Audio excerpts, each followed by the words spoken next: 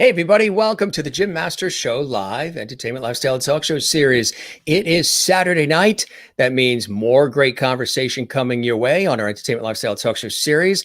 Terrific live music. We've got our very special guest, prolific award-winning singer, songwriter, composer, the one and only Deedee O'Malley, and there's a special guest joining her. Yeah, a surprise guest joining her as well. They are live from the greater Hollywood, Los Angeles, California area. Joining us in just a second. She is responsible for so much music that she has penned and produced, recorded, and over 1,000 songs that she has written total, including songs for others, as well as film and television and theater and so much more. She's a prolific songwriter. She writes about 3 to 4 songs a week. That's right. She's like me with doing all of these shows 7 days a week. This is our second show of the day. Earlier, we had another great composer and performer. Michael Roberts was on for an afternoon, a conversation of great music. If you didn't see that episode, it's available in the archives on our YouTube channel right here at Jim Masters TV. Tomorrow, Celtic Woman, yes, originally from Celtic Woman, Irish soprano, Lisa Kelly's joining the show at 2 p.m. Eastern tomorrow. And then tomorrow night, Anita Pointer from the Pointer Sisters is going to be stopping by JMS Live right here. How is everybody? Good to see you. All the smiley faces. We're still coming off the heels of the high of our 1-year anniversary celebration.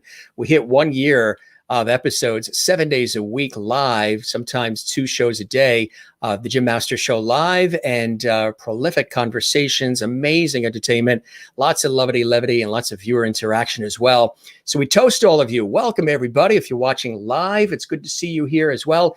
If you're watching this later in the archives and the replay, you are just as valuable, and we welcome you as well. Drop a comment at the bottom of the video if you enjoy it.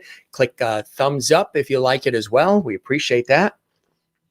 YouTube follows all of those things too. They track all that stuff. So it does help us. And don't forget to subscribe to the channel you're watching right now, our Entertainment Lifestyle Talk Show series right here on Jim Masters TV. Click subscribe. There's no cost. Click subscribe, and also click the notification bell. Really important. That way there, whenever we do these episodes, which is generally 7 days a week, but also we do surprise pop-up shows like we did one the other day. We did one yesterday, a 2-hour live host viewer chat, anything goes freestyle pop-up show, which you guys seem to really enjoy. We did that. And we do on location, a lot of surprises and holiday shows. And this is a variety show with something for everybody, from guests that are stopping by from Broadway and Hollywood, television, film, music, science fiction, culinary arts, theater, film, you name it, inspiration, sports, food.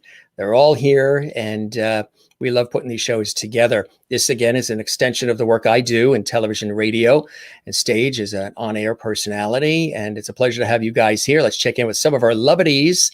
Yeah, they're called lovities. Hey, Jim, welcome back, everyone. Hope it's a good day for all. It sure is. And I hope it's a good day for you, Kathleen in New York City. Mary Bishop says, hello, Jim and lovities. It's good to see you as well. Merlin is here. Hello again, Jim and lovities. Good to see you as well. And everybody that's watching tonight, and those who are going to watch a little bit later in the archives. We're excited to welcome again Deedee to the show. If you are familiar with her work, you know what I'm talking about. If you're not, again, she is absolutely extraordinary, and She's a real delight, too. She hails, actually, another guest, this is our second guest today from Long Island, New York. I was saying to her, with a name like Deedee O'Malley, you would have thought she was born in Dublin, right? She's born in New York on Long Island and is there in California, in Los Angeles. And it's really a treat to have her on the show. Let me just tell you a little bit about her extraordinary background. With a catalog of over 1,000 songs, dynamic history, hundreds of live performances, and industry-wide raves from Sheryl Crow, rock god Billy Sheehan, and Nancy Cartwright, aka the voice of Bart Simpson, that is. It might seem hard to pinpoint a single moment that captures the deep emotional impact that singer, songwriter, and all-around musical renaissance woman Deedee O'Malley has had on her audience. She co-composed and starred in the hit musical Waiting for Johnny Depp, which had its world premiere in the very prestigious Theater Under the Stars in Houston, Texas. Deedee also won Best Actress in the Valley Theater Awards 2017 for her performance. Also, the powerful, prolific songwriter has won the #1 Indie CD of the Year award for her album Simple from Music Connection magazine, the Star 98.7 Lilith Fair contest, hosted by American Idol's Ryan Seacrest, as well as Los Angeles Music Awards Singer-Songwriter of the Year. Deedee's songs can be heard in Beautiful People, Strong Medicine, Joan of Arcadia, Party of Five, and Live Life and Win, to name a few. As a performer, singing her original music, she is opened for countless artists. Absolutely. Like the Busboys, Glenn Campbell, Stephen Bishop, Al Stewart, and others.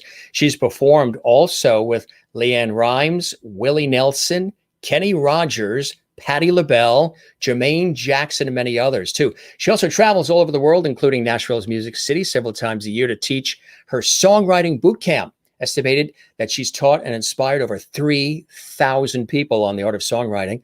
Her book, 10 Easy Steps to Writing a Song, is the only interactive manual in the world where you actually write these songs before finishing reading it. It's really, really cool. And it's cool to welcome Deedee and an extra special guest on the show right now. Deedee, welcome to the show. It's great to have you with us today.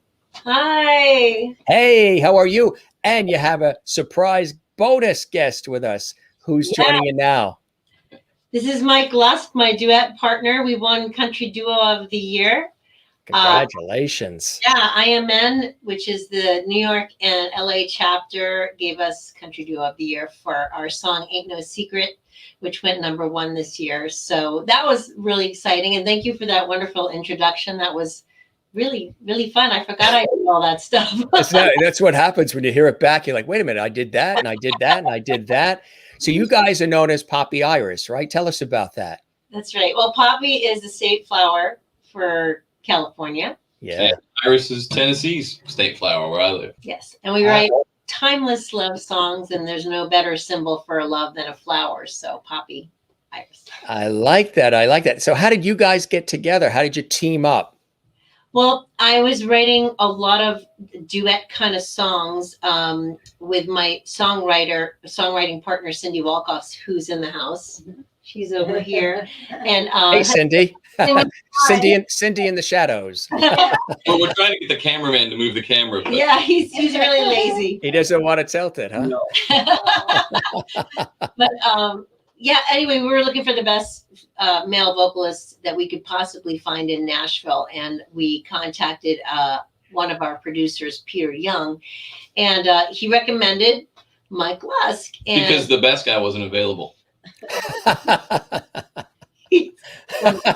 So not true. Yeah. So that's awesome. That's fantastic. So his voice, and we've been writing a lot of duets, and so I would sing the female lead, and then he would sing the male, and it just because we tried me singing the female part. Didn't work.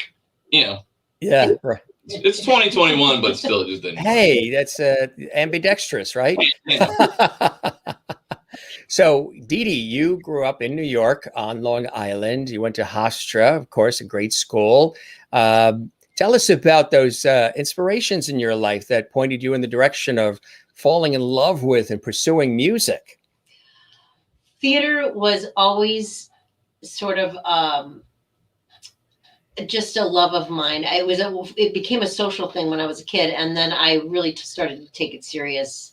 And when I went to college, I was lucky enough to have been chosen to play many leads, because some people just go to college and they get lectured to about their craft, but they don't get the doingness and the hands-on that you need to become great at something. So I had gotten good enough at what I did that I was able to land the leads in college. And then after that, I went off and did some off-Broadway, and actually started writing for off-Broadway for a show called Sneakers for Kids. And that ran for about 12 years in New York.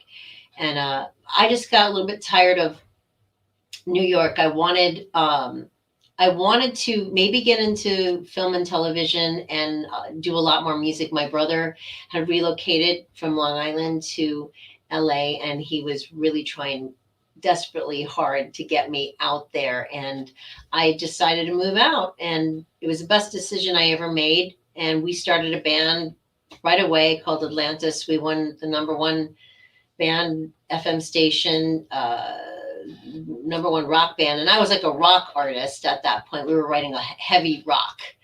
And so I would jump genres all the time and always get ridiculed for that, and not get signed for that by record companies, because I like to write in so many different genres, and I couldn't help it. As a songwriter, that's, your sandbox is like, well, how many different toys can I play with? And so you do that as a songwriter, but when you're trying to make it in the business, it's better to be focused on one particular type of music. So I had gotten a lot of feedback saying, if you did country, you would make it, because a lot of your stuff has a little bit of country in there. But to me, country was that twangy crap I grew up with, and I didn't like it. I hated it. Can you be more specific? No. I felt it was too predictable, and it didn't stimulate my mind. And so I associated country with really kind of backward music. I don't want to insult anybody, but I didn't like it. So anyway, as time went by, country really became more pop, and pop stands for popular. So it was a popular music that you listen to seemed to be country music. As it evolved, it became more like the music that was on the pop stations that I was listening to growing up. And it was a perfect time for me to just say, okay, now I'm going to focus on country. And then we met Mike, and it was just perfect. That's fantastic. That's fantastic. Number of people saying hello. Joan says hi, and Anne and Mary and Merlin and Canada and Kathleen. Kathleen, thank you very much. We appreciate that. You and the show are amazing. She just got she's in super chat. So that means we're highlighting this beautiful color. She's in New York City, in Queens. And we're highlighting her comment here. It's nice, huh? Queens. You've probably spent some time in Queens, right? My mother and my grandmother lived in Queens. Yeah. What part? Flushing. Oh yeah, sure, absolutely. Home to the New York Mets. Absolutely. You got it. Who we were watching just before when I was preparing the show, and they were playing Miami, and I don't know who won. Maybe someone will chat in. Yeah. No. So Kathleen Walker in New York City, thank you for that support of our show. We really appreciate that. It's a new thing we're doing called Super Chat that YouTube allows you to do, and you can extra highlight some of the folks who are real true supporters of the show, which we love. You are there in LA, and what's the weather like? Kind of nice, huh? It's beautiful here on the East Coast. It's like 90 here. It's probably hotter over there than it is in LA. The humidity, yeah. Yeah. You miss the East Coast? Not at all. No. You said that fast. Nothing about it, huh? No. Yeah. Probably just the food. I think the restaurants. The food, yeah, for sure. The restaurants. Pizza And Broadway. Broadway is closed right now. So I think Yeah. if I'm there, I would be very unsatisfied. September, I think, is when their target date is to reopen. Believe it or not, yeah. Good luck for everybody involved. Yeah. But yeah, so you've made your home there in LA, and I was there about a year and a half ago for the Rave Music Festival. My partner Janet Cole Valdez and I wrote a musical called "Waiting for Johnny Depp," and it got there were 20 shows that got chosen by Ken Davenport, who's a very big Broadway producer.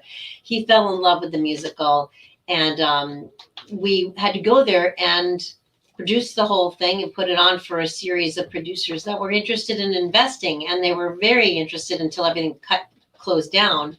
So we still have that interest, and we'll jump on it as soon as things open back up again. But Waiting for Johnny Depp was an autobiographical musical. How did that come together? Tell us about that. That's exciting, huh? Yeah, it was really exciting. I had seen Lily Tomlin when I was in my early 20s in Search for Intelligent Life in the Universe, and it was a one-woman show that she did. And I said to the girl who took me there, my aunt, Pat, I am going to do a one-woman show before I die. It's on my bucket list of things to do, and I'm going to star in it. I'm going to write it and star in it. And she said, that's awesome. I'm so glad I took you here. I can say that I inspired you, blah, blah, blah. And years later, I was talking to one of my songwriting partners who I've written so many songs with, and I love so dearly. And she is an absolute genius when it comes to musical theater. She's written things that I cannot even believe were written by her. Like, I'm a fan of one of my best friends' stuff. And I said, I really want to write a musical. Can you help me write it about my life? And originally it was going to be Livin' the Diva Loca, and it was going to be about a musician, because my life is so crazy. And there's been so many times where I've gone to a gig and, you know, had to lift my own equipment, and it's not pretty. It's never what it looks like, you know, when you finally get up there on stage, and there's a lot. It's Livin' the Diva Loca. So that was the original name of it. And then we changed it to a story about an actress who was up for the role of a lifetime opposite Johnny Depp, and all of the struggle that she goes through to try to get this part. All the meanwhile, she is alienating her family and friends because she is so obsessed with this role. And her brother gets really sick and dies of a brain tumor, and she has an epiphany about what really matters in life, and she sings a duet on stage with her brother's ghost, actually. Wow. And you hear his voice, but you don't actually see him. And when she becomes this more spiritual, more beautiful person who actually realizes what is important in life, that is when she finally gets the part. She doesn't even, you know, she doesn't even care. That's amazing. Yeah, so I won Best Actress out here at the Valley Theater Awards for that. And then we had Broadway Donna Vivino, who you had on your show. Yes.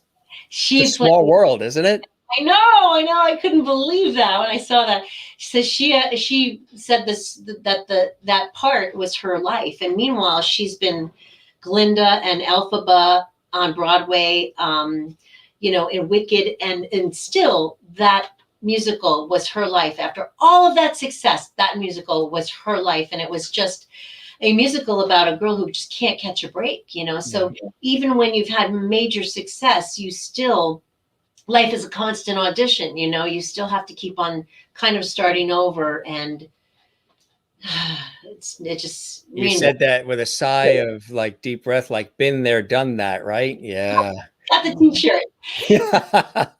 Right. Yeah. We talk about that a lot on the show, that we all make everything look easy breezy, but there's so much blood, sweat, and tears and sacrifice and years put in and tweaking and toiling and all of it, fine tuning for things to sometimes come together and then start to soar. But it doesn't just happen at the flip of a switch like a lot of people think.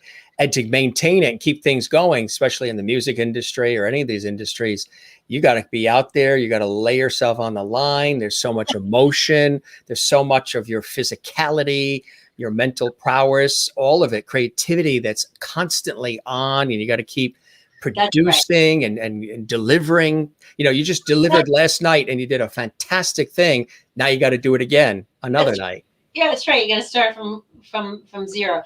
But you know, there's a lot of funny characters in I play all the characters, obviously, in the musical. because it's a one-woman show, but there's a really obnoxious casting director, and there's just mean people in the business sometimes that you run across. And I just find in country music, there's a whole lot more nice people.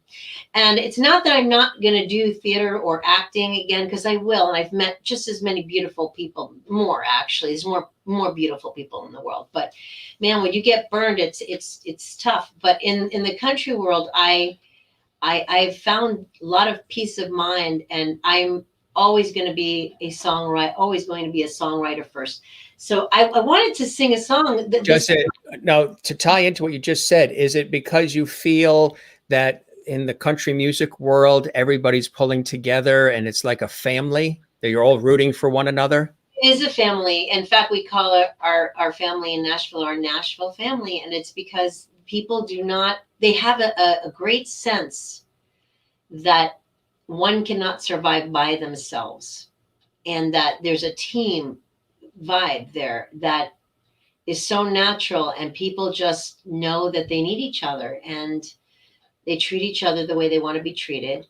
And I've never run across anybody that I didn't like in Nashville, or I just haven't. And and Mike is my brother. He's like, people think we're lovers, but we're brother and sister, really. I've adopted him as my brother. But we have people on YouTube that are like, oh, they're such a great couple. # relationship goals. So you're Iris and he's Poppy. No, Iris. Now I get it. So it should be Iris Poppy. Iris. Marty Thompson's in the house. Hey, Marty, thank you very much. He's supported the show. I appreciate that with our new super chat, super stickers that YouTube's doing. Hey, Deedee, we miss you and love your talented and smiley face here in Nashville. Love Babette and Marty. Marty's brother, Jason, is a prolific performer too. He is a celebrity impersonator, a comedian, a performer, and they are brothers. Of course, we know Marty is the Aussie crooner. Marty's coming on the show June 18th as a guest, the Aussie crooner. But he's such a big fan of our show and supporter, and he just spreads the word. And he recommended you. He said, you have to get Deedee on. And I said, absolutely. And so thank you, Marty, for the love and support of our show. Yeah. Does a damn good Neil Diamond. Yeah. I can't wait to have him on. We'll have a cool time. So, Marty, we're highlighting you there, and thank you very much for your support of our show and all the work we do here. And he's a great songwriter too. You wrote a beautiful Christmas song that I helped out with, and I loved it. And I love you guys so much. Thank you for hooking us up. Yeah. And I maybe when Marty's on, we'll get a chance to hear that. What do you want to share with us now? Because Mike has been poised with one finger ready to pluck that guitar since we began. He's ready to strum. Okay. So this song, we're really happy, went #1 this year on the Country 30 Countdown. And it's still on the charts right now, but it's called Ain't No Secret. I'm gonna play it for you. I could be so hard to get, acting all mysterious, but I won't play those games this time around. Some guys seem to like the chase, but my heart's written on my face, and I can't hide what I'm feeling now. There's nothing left to do. I'm way too into you. Yeah, ain't no secret. It's useless trying to keep it. You got me feeling speechless, sleepless. It's time to cross the line. It ain't no secret. It's time for me to meet you. I gotta take the leap, yeah, diving deep, yeah, 'cause I love to call you mine. It ain't no secret. When I first saw you by the pool, I knew you must be pretty cool. Reading that new Hot Rod magazine. That's all it took to seal the deal. Now I can't hide the way I feel. Girl, I gotta have you here with me. There's none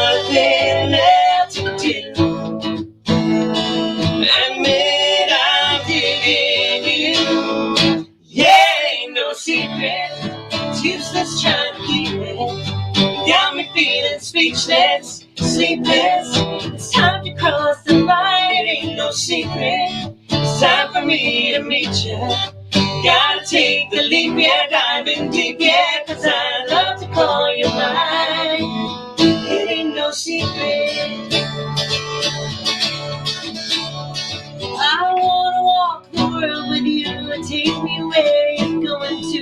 Don't wanna mess this up this time around. I've learned a bit from my mistakes. I think I know just what it takes to be the kind of man you want around. Yeah, ain't no secret. It's useless trying to keep it. You got me feeling speechless, sleepless. It's time to cross the line. It ain't no secret. It's time for me to meet ya. Gotta take the leap, yeah, diving deep, yeah, 'cause I love to call you mine. It ain't no secret. It ain't no secret. It ain't no secret. Wow. It ain't no secret that you guys are amazing.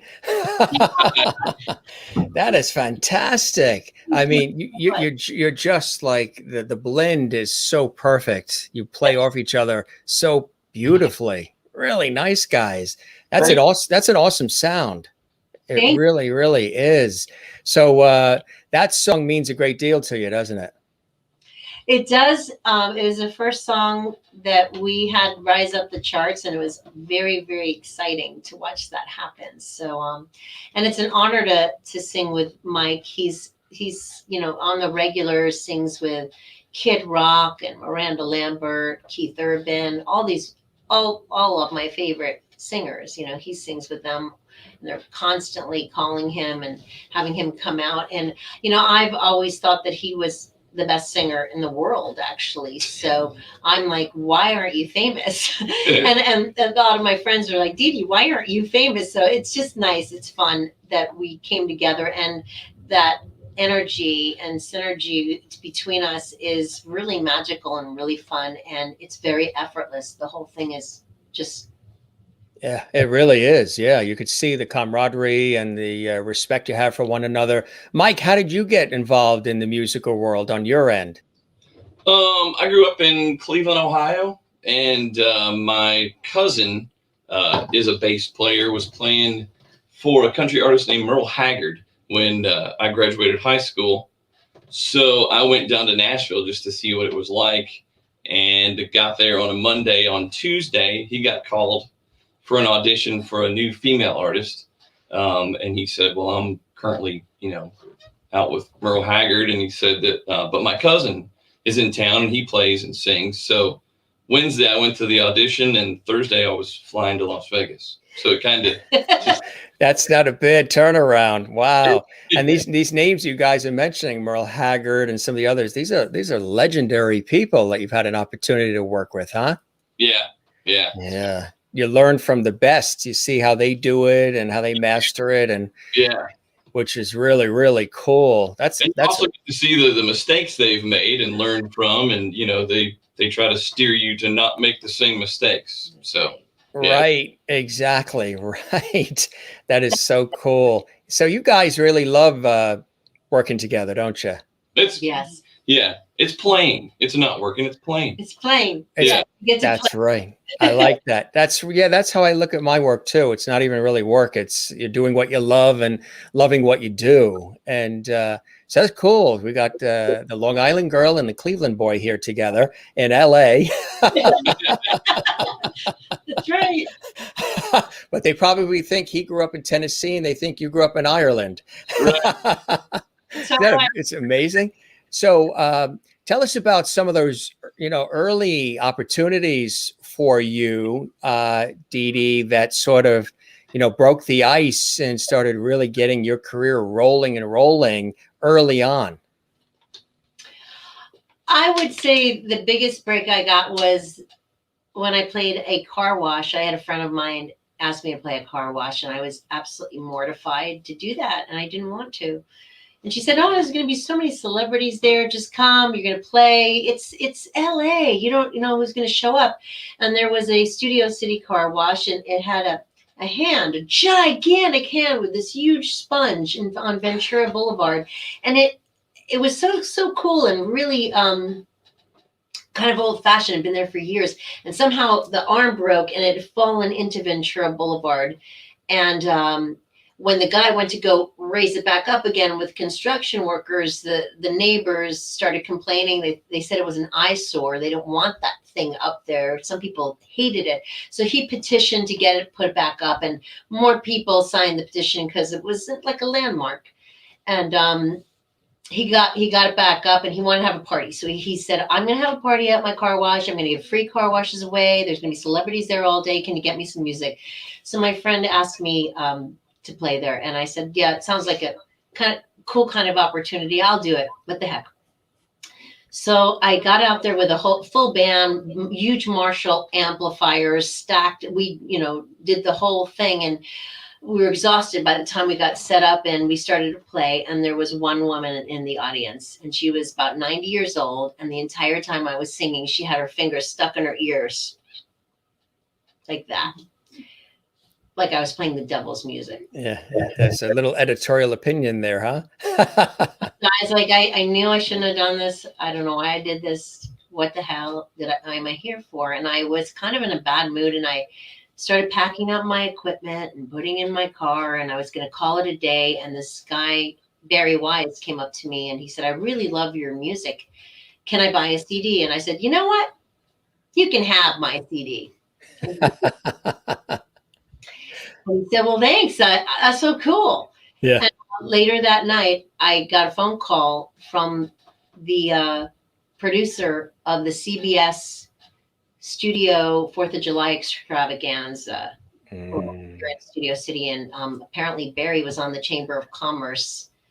At the big CBS Television City. Yeah, he was a member of the Chamber of Commerce. Yeah. Meet at CBS once a week on a Thursday night. And so they had just lost the opening act for Glenn Campbell. And so he had that CD in his pocket that I'd given him. And he said, look, I think this girl, Deedee O'Malley, is great. I just heard her, and I think she should open for Glenn Campbell and Jeffrey Allen. Am I allowed to curse? He said, who the F is Deedee O'Malley? and Barry said, you just listen to her. She's great. Just listen to her. So at midnight, I got a call from Jeffrey Allen, who had been listening to my album over and over again. And he said, you want to come down to CBS Studios? I want you to open for Glenn Campbell. And I said, what? Huh? And I went down there. From Television City in Hollywood. Yeah. Remember when they used to say that with all the specials and all the game shows and everything? From Television City in Hollywood, that big CBS building. Building. Yeah. So I went down there. I met for an hour, and we came up with a plan, and I wound up opening for him. And then from that, the music supervisor for Sony Columbia TriStar was in the audience when I actually did that gig for him at that 4th of July extravaganza. And he wound up placing over a dozen of my songs in every Columbia TriStar television show there was for several years after that. And so I wrote, I started to notice this common theme in my life, where every time I was handed some kind of awful lemon, like a car wash gig, I was able to turn it into this beautiful river of lemonade, a meteor of a lemon into a river of lemonade. And so I decided to write a book called The Lemonade Maker. And it's all these times where I've taken seemingly horrific obstacles and turned them into outrageous opportunities. And so that stories in this book about the car wash and so many other ones. I think there's 27 stories or something like that. And they're fantastic. Yeah. With the CD and all the songs that go with that. And it's really. Can you bring the cover a little bit closer to the camera so we can see it? It looks fantastic. Who did the artwork? Me. I did. And that's you, right? That's me. Yeah, I drew that. And and my logo was done by the famous Mike Mnuchin, who has done logos a little bit more to the left. There you go. Yeah. Yeah. There you go. and it says true stories and songs on the art of turning obstacles into opportunities. So there you go. And so I really felt strong desire. I will only really create a piece of artwork in my life if I feel like it's going to help the world. Yeah. I really wanted people to know that anytime that life hits you, you take that motion coming at you and you turn that motion to your advantage. And you see it in the moment, but in hindsight, you will look at some of the things that have happened to you, losing a job, a boyfriend, a girlfriend, whatever. And you may say, I never would have met the love of my life had they not broken my heart or whatever. So, if we can just always do that, no matter what's happening, we're constantly turning the motion that's coming at us to our advantage and making lemonade. So I really wanted to get that message out there in a big way. And I live my whole life like that. And it's magical because nothing is really bad if you look at it that way. And so coming back to Waiting for Johnny Depp, my brother had passed away from a brain tumor. And so writing this musical about that whole situation, when I was in a place where I wanted to lie in bed with the covers over my head for 2 years, instead I wrote songs and wrote that story, and it channeled all of that upset into something beautiful. And there's nobody who hasn't lost someone they love, and there's no one, no matter what craft you're in, doesn't have to be acting, who hasn't come up against struggles and obstacles. So it wound up being a musical that could, Johnny Depp is just a symbol of what that dream that everybody wants, Absolutely. Beautiful. And thanks for sharing that as well. And again, you are an artiste. You love to express yourself in so many different ways, right? Yeah, I do. I love it. And some of my other books I have are 10 Easy Steps to Writing a Song. And that's an interactive manual where you actually write 3 songs in the book before finishing it. So I had trouble getting this published because it's a manual and you write in the manual, so you won't find it in the library because you're going to write in it. So if you want to get that, I'll give you some links that you can definitely post later for anyone who wants to get it. And this is Piper and Penelope. This is a children's book about a little girl. My dog Penelope is in the house somewhere here. But she's a little girl who basically eats the wrong foods and sleeps late, and she's an actress and a singer, and she kind of goes down the wrong path but gets back on it when she learns how important eating right and getting enough rest are, and serves as a really great role model for kids so that parents don't have the unbelievably hard job of disciplining everything that has to do with food and sleep. I think that might be good for a lot of adults too. Not sleeping and eating on the go, and especially since the pandemic. What they said, we had to be 6 feet apart from each other with the pandemic, but they didn't tell us we were supposed to be 10 feet away from the refrigerator. I love it. I co-wrote this with one of my best friends, Debbie Cutts, and my husband illustrated it, and it's he used to work for Hanna-Barbera. Come closer to the camera. We could take a look. He worked for Hanna-Barbera? Really? Wow. Storyboard cleanup artist. And then I had seen some of his other stuff, and I said, you really need to illustrate this book. But it is so much fun. And I even wanted her to look like Michael Jackson at the end and have like one of his one of those outfits on. So that's her with her dog at the end when she finally starts eating right and sleeping correctly. And then there's a song in every book. So Piper and Penelope will be a children's series with all sorts of fun merch and all kinds of great musical instruments, mostly for kids, that we'll sell on the website because we want to really get kids playing more musical instruments and singing. And do you see these going into like animated series, TV shows, animated? Yeah, the sky's the limit with that kind of stuff. You look at Dora the Explorer, Hannah Montana, all those. Yeah, all of that, the whole Nickelodeon and all the rest, and the Disney, and absolutely. You're not that far from Disneyland. That's right. And it's a merchandise it's a merchandise stream, you know, those Absolutely. Babette is here. Babette, Deedee, so Michelle, great to see you. I Yeah, love Babette, you. Michelle Lee. And thank you, Babette. We appreciate that supporting the show as well. And that's what the color is with the super chat there, highlighting her comment. Thank you so much. You guys are awesome. So you have another song you want to treat us to, right? Absolutely. Because Mike is sitting there. He's all poised. He's got the pick. He's ready to go. I love it. You know, someone once said to me, it was actually Nick Vinay, and he was the manager for the Beach Boys, and he said, a lot of people can sing, a lot of people can write, but not a lot of people can tell the truth. And that's what people want to hear in a song. Yeah. Truth. So is that what inspires you? What are some of the things that inspire you to write? Well, this particular one was inspired by someone that I love very much, who just decided to make a story about me that I lied about something, honestly. And I was brokenhearted, and there was nothing I could do to change this person's mind.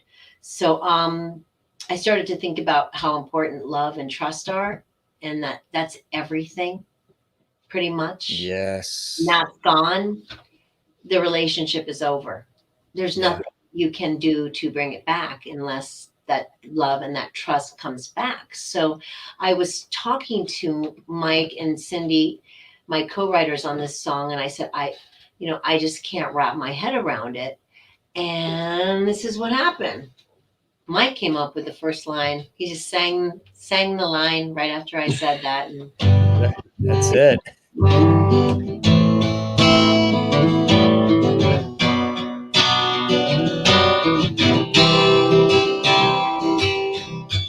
Couldn't wrap my head around it. I was so sure I found it. Sometimes we're blinded by the fall. oh yeah, my heart was humming. How could I see it coming when he never saw me at all? I was so damn lost until I met you. I've been blessed with the very best. Baby, that's true. If we got love, if we got trust, we got everything between us. We ain't ever had much money, but we're rich from all the laughter.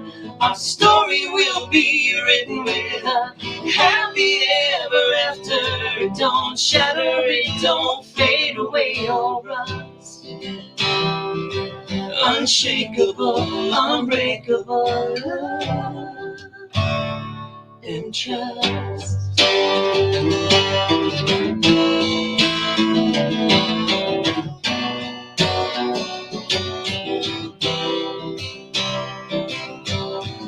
Oh yeah, my heart was humming. How could I see it coming when he never saw me at all?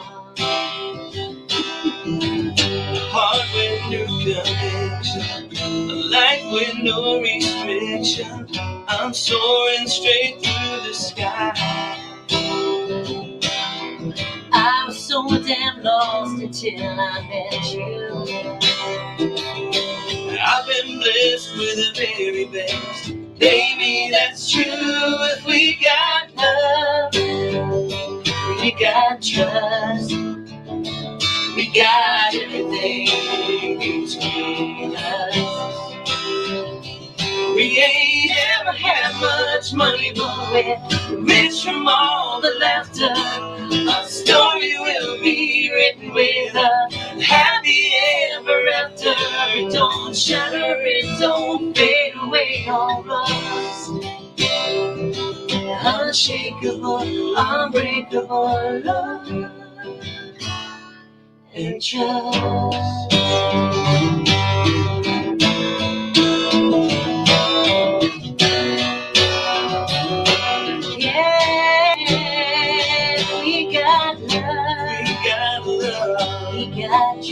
We got trust, we got everything between us. We ain't ever had much money, but we're rich from Our story will be written with a happy ever after. It don't shatter, it don't fade away or rust. Unshakable, unbreakable love and trust. Unshakable, unbreakable, unbreakable, unshakable, unshakable love and trust. Unshakable, unbreakable, unbreakable, oh, unshakable love and trust. That's a beautiful song. You guys knocked that out of the park. Let's show us those beautiful guitars. Deedee, start with yours. That you got some gorgeous guitars there. This is a Gibson Hummingbird, and I've always wanted one of these. Yeah, my songwriting partner Cindy, she gave it to me as a present. So that's what you call a friend. Yeah. She's the best partner in the entire universe. Couldn't ask for a better one. Yeah, it was a long lifetime dream to have this guitar, and I always thought it was so beautiful. Do you have a lot of guitars, a lot of different ones? Well, yeah, I have them all over. I can't move the camera around, but they are hanging everywhere. And Mike actually is a bass player. Played bass. Well, you talk about. I played bass for Loretta Lynn for 22 years. Did you really? Wow. And normally with Deedee, I play the 12 string, which is hanging up in the corner over there, but we broke a couple strings before we went on the air. So I grabbed Deedee's other guitars, beautiful Taylor guitar. Yes. No strings attached. No. And thankfully it was in tune because that's right. Yeah. Tell us about that beautiful instrument that you're warmly hugging, Mike. That's your baby, isn't it? I could tell you caress it, you nurture it. Well, it's one of Deedee's guitars, and I didn't put a strap on it, so I'm holding it like this because I'm afraid I'm going to drop it. Is that what it is? It looks like you're like, I love this. I worked hard for this. Yeah, that was actually the guitar I opened for Glenn Campbell with, and the first time I saw it at Guitar Center, I flipped out when I played it, and some girl had just sold it back, and I couldn't even buy it. I had to put it on layaway. You have to wait 30 days till the bill of receipt becomes available or something like that. So I put $300 down, and I kept putting a couple $100 down on it every week until I was able to get it. But I also, the reason I'm hugging it too, I noticed on the monitor where I can see myself that it hides the 22 pounds I've gained since COVID started. So if I hug it like this, it doesn't. The pandemic pounds that they call it. pounds. Well, boy, did that taste good, didn't it? It did. See, right before it hit, where I live in Old Hickory, we had a major tornado, and so I was actually close to the beach body I was hoping to have, and the tornado sirens started going off, and my fiance turned on the TV, and we saw that it was just solid red. And the Old Hickory Lakewood area take cover now, so we live in one of they call them the Nashville tall skinnies. They're 3-story houses, and so on our way downstairs to the lower section, I grabbed a 6-pack and a bag of Oreos, and then COVID hit, and I never quit eating Oreos. So it's all about the priorities in life, isn't it? Yeah. How does a 6-pack go with Oreos? Is that a good blend? Or you can't beat it. Yeah. So was there any damage? I remember the tornadoes there in Tennessee were something else. Yeah. Nashville. I love a lot of friends that are in Nashville. Yeah, we were very fortunate, but good friends just a couple miles up the street from us lost. They still aren't back in their house, and that's been over a year now. Entire neighborhoods were just wiped out. Yeah, I know Michelle and Marty, they were without power for a long time. It was really hard, really hard. Yeah, in fact, my friend Chris, who lost his house, he's a producer, and his wife and kids were out of town, and he was downstairs working on some music with headphones on, working on his keyboard, and he had no idea that the storm was going on around him.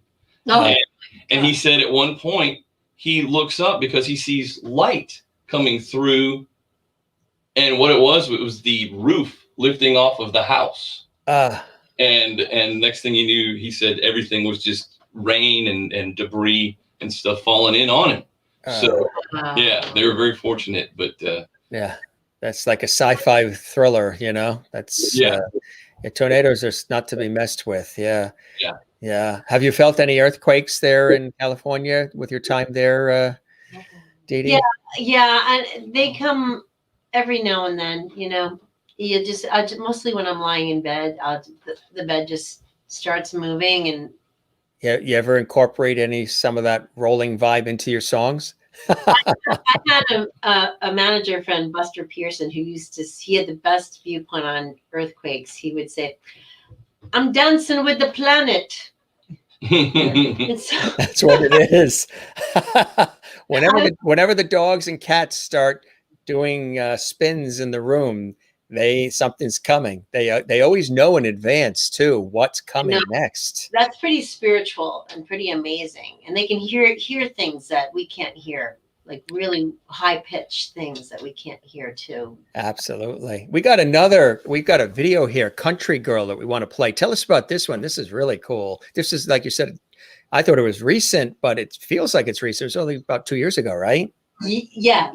It's really an amazing story. As you all know, I'm from New York, and so I wanted to let everyone know that you could be from New York and still. And I lived in New York City and still be a city girl, but love country music and be a country girl at heart. So that's basically the whole communication there. And my friend, Marcus Coloma, he has a very big part on General Hospital, but at the time he was sort of in between jobs, and he had done some major motion pictures, and he was looking to be a regular on a TV show, and he hadn't landed that part yet. But I just knew that he was going to be really famous for the rest of his life, because he's just absolutely gorgeous, and every girl kind of ovulates when they see him. Sorry, it's true, they do, and he's just got that. What expression was on Mom's face when you said that? Yeah, he is a heartthrob and absolutely stunningly beautiful man. And so I approached him and I said, "Look, I want you to play every single part. This is sort of going to be your one-man show in my music video, and I want you to play a homeless person, a businessman, my love interest, and a couple of other things, and a woman at the end." And he jumped all over it, because in soap operas you can't do that kind of stuff. So he loved it, and so we went to Temecula for a couple of days, and we shot the whole video there. I was there on a TV shoot about 1.5 years ago. What a cool place that is, huh? It's beautiful, though.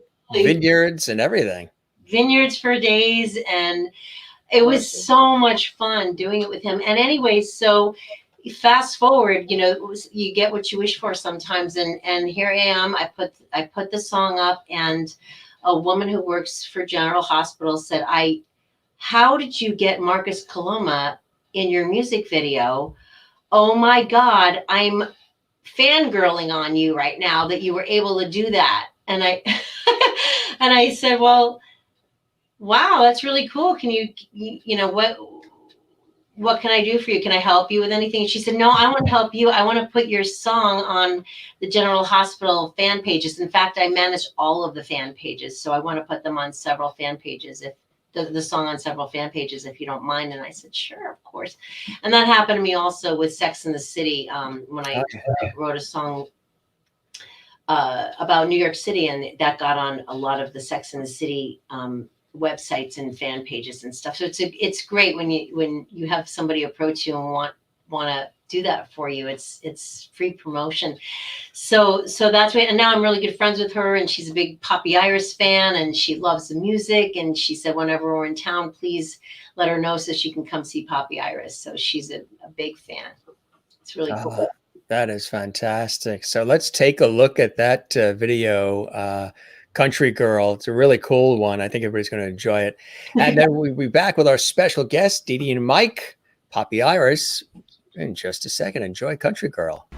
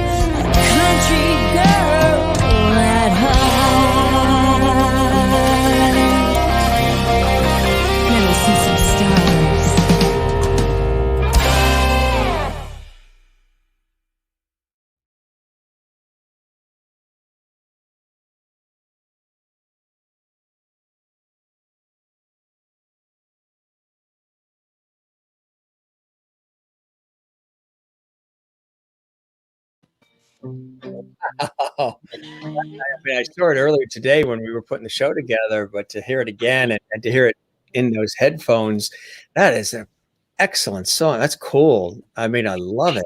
That's Thank you. I wrote that with Cindy. Cindy, say hi. Hi. cool. That you guys are a great duo as well. That's really awesome. I mean, that just wants to get you. There's no way you're going to stay in your chair when you hear that. You want to get up and you want to move and you want to, you know. Because Can she get over here I and don't say know. It's hello? okay. I can say hello. Come here, baby. Hey, Hi. here's another mystery guest. Who do we have? Who do we have here? I'm That's, Cindy Walcott. that's Cindy, who I wrote my song with. Oh, nice to Such meet a you. girl at heart. Wonderful artist, Deedee O'Malley and Mike Lusk. He's right with us now too. We're having a blast. We love it. Yes, and this whole weekend we're going to be shooting music videos and writing more songs. So there'll be more to come. How have you been dealing with everything we've been dealing with the last year? You've been prolifically writing and busy and shooting videos and everything, right? I mean, it's been a time also of reflection and looking at our lives and saying, okay, what do we want to do in the next chapters? And maybe we want to tweak some things that we were doing before. I keep saying that of everything we've gone through, with all these teachable moments with the pandemic, the economic, the civil unrest, the political craziness, everything that we've all endured, I'm hoping that we all rise out of these ashes more empathetic, compassionate, more collaborative, and everybody's welcome to the table, because the earth spins a lot more smoothly and on its axis rotates a lot more smoothly when things are balanced and together. You know what I mean? And I'm hoping there were some lessons in all this that people are taking from it, you know? That's beautiful. Wow. You just gave me a whole new perspective on, where there's love and there's harmony, there's going to be less turmoil. And I can imagine that the earth would spin a lot smoother if there was a lot more love. You know, it's, I also was saying, and people are like, oh, I didn't think of that either. I was saying that we were pretty much already starting to social distance before we had to social distance for the good of our health and our families, because everybody had their heads stuck in their cell phones and on social media, watching what everybody else is doing. And you could go to a restaurant and 4 people, 2 couples at a diner, and nobody's talking. They're all on their cell phones, just posting the picture of the grilled cheese sandwich, but they're not talking, communicating, but yet they went to lunch together. So we were already starting to social distance. And what I think, which I threw out there, is, and I've said it a couple times in this show, is I think 3 energies came together last winter, early spring last year. A divine, Mother Nature, and the earth came together, the 3 most powerful of the energies. And they said, knock this off. What are you humans doing? There's shootings, there's road rage, there's all the violence, all the divisiveness, all the pushing and shoving, and you're chasing superficial nonsense stuff that doesn't really matter. We're going to throw a pandemic your way, and we're going to do it at the beginning of a decade, which is usually hopeful. 2020 sounded really good, didn't it? Wow, this is 2020. It sounded perfect. Well, we're going to do it in 2020, and if the pandemic doesn't seem to hit home, then we're going to touch your wallet with the economy. Then we're going to have civil unrest, and then we're going to do a political craziness situation. So everybody's going to get touched some way, shape, or form. And what are you going to do with it? It's not going to affect the animals. It's not going to affect the ocean. It's not going to affect the rise and set of the sun. It's going to affect the humans, because you guys were given life. You were given the bounty, the bountiful richness of this earth, all this stuff you got, and you're fouling it up. You're at each other's throats, and there's all this anger and hatred and divisiveness and nonsense. You're going in the wrong direction. Stop. And the 3 energies, the divine, Mother Nature, and earth, came together. We think we're in charge, but they're in charge. They threw this at us, and it's up to us to work through it as we've been. We've seen some negative stuff, but we also see a lot of people rolling up their sleeves and feeding the hungry and doing what they can do to lift others up. And that's what I think happened last year, is those 3 energies came together and said, knock it the hell off. Wow. That's That's so cool. So where's your book? I want to read it. Yeah. Well, I'll have to tell you in another episode what happened when I drove alone through Death Valley. After a TV shoot I was on in Vegas. It was really, really cool, and how life-changing that was, because I went alone in a rental car. Nobody knew. I had no supplies, no water or charged cell phones or any of that. It was really, that was about 2 years ago. That was really a cool experience. Very, really liberating, cool stuff. Everybody's commenting. They're all loving the music. They think you guys are awesome. And the sounds are awesome too. Do you want to play something else for us? Sure. this song is called "Why the Hell Not," and we did a music video on Venice Beach, and it's all about popping the question, you know, why the hell not? Let's get married. And I like that, a KNOT. Yeah. yeah, KNOT. So I think that's a radio station in Missouri too, or something. sounds like KNOT. that's right. It's perfect. So we wanted to again during this whole time in 2020 and part of 2021.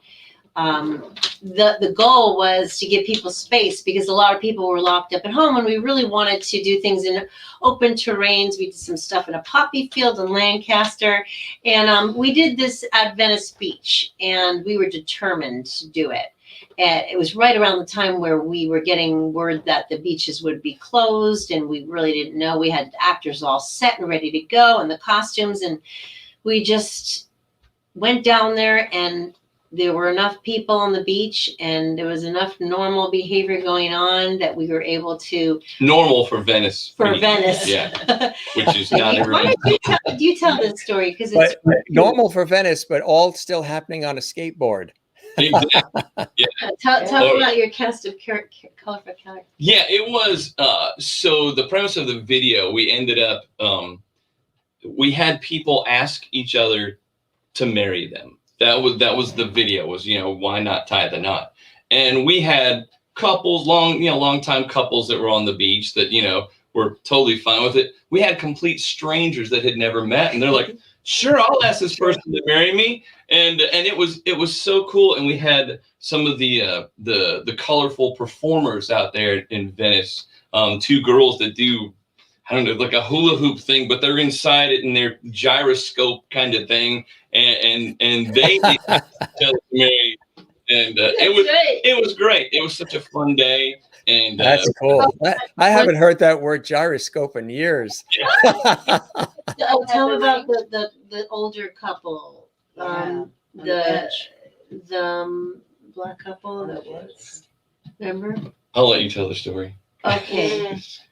Well, there was this older couple, and he had like this Rastafarian kind of braids. Okay. And they were sitting on the park bench, and they looked like they might have been married or something. So we asked him, would you mind proposing to her for our music video?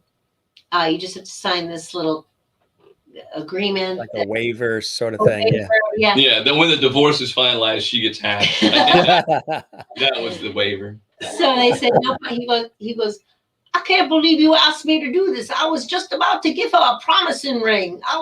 Yeah, they were actually just about to get engaged. So, wow. Yeah. It was precious. And so he asked her to marry him and gave her this ring. And we gave everybody these engagement rings. I think we had gotten 36 of them on Amazon. We had a big budget.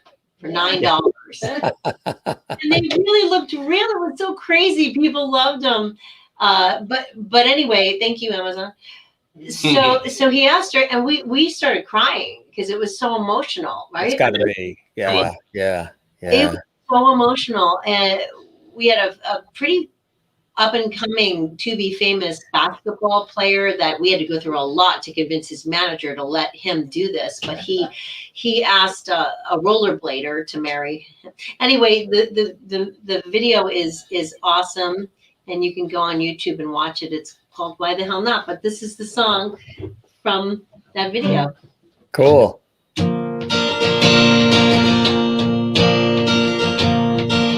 Driving down to Rio for our weekend getaway, laughing like we always do and wondering where to stay. Finishing my sentence before I start to say, it's a beautiful day. Stop and run around the park. Get down on one knee, saying, let's get married, girl. You're the one for me. She says, why the hell not? Why not tie the knot? Why the hell not? Why not tie the knot? When look at all the endless love we've got, I said, why not tie the knot?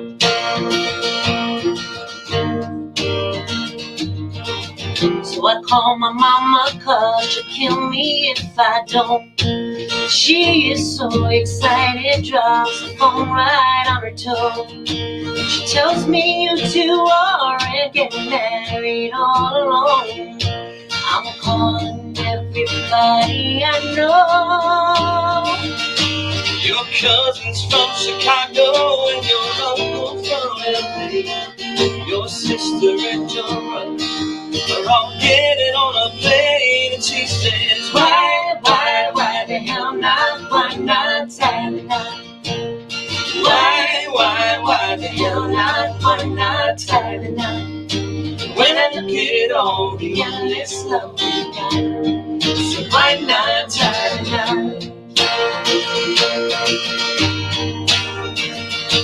We're standing at the altar, about to say our vows, and it feels so good to tell the world and say it all out loud. There's no question in my mind when I say I do, and when he says it too.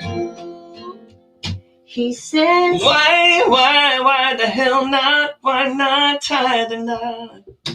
Why the hell not? Why not tie the knot? When I look at all the endless love we got, I said, why not? Why the hell not? Why not tie the knot? Why the hell not? Why not tie the knot? When I look at all the endless love we got, so why not try the knot? Oh, yeah, baby. Why not try the knot? Hey, why not try the knot? Why not try the knot? That is awesome. That is really, you guys just are perfect together. The voices really complement each other. I mean, it's so spot on, you know? And it was natural from the moment we started. From the moment, yeah. Sister and brother from another mother type thing, right? Yeah. Now we have a treat because we have the video. So now we're going to play the video too, so they can see the video. Yeah. Double, we call that double lovity here on the Jim Masters Show Live. Lovity. That's a cool word, isn't it? Yeah, we're part of the lovities now. You are lovities. It just slipped out of my mouth in the summertime when I was saying the show is about light, love, and levity. And, you know, we have cool times here. And lovity came out. And I kept saying it was an accident. It was an accident. Everybody, the guests, the viewers are like, Jim, it wasn't an accident. It was supposed to happen. It was meant to. It was one of those words that came out from probably here up and out.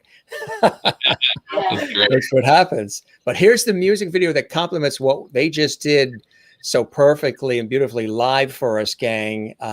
Enjoy, and we'll be back.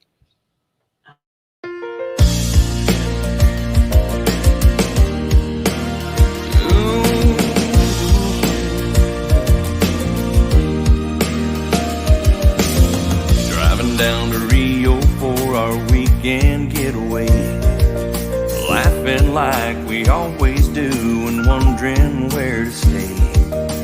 Finishing my sentence before I start to say, it's a beautiful day.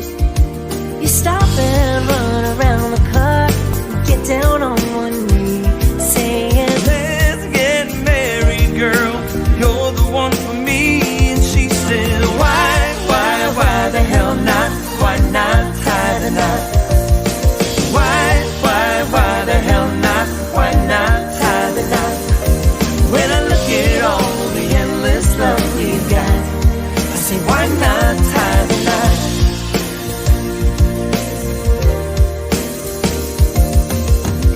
so I call my mama, cause she'll kill me if I don't. She is so excited, drops the phone right on her toe. She tells me you two aren't getting married all alone. I'm calling everybody I know. Your cousin's from Chicago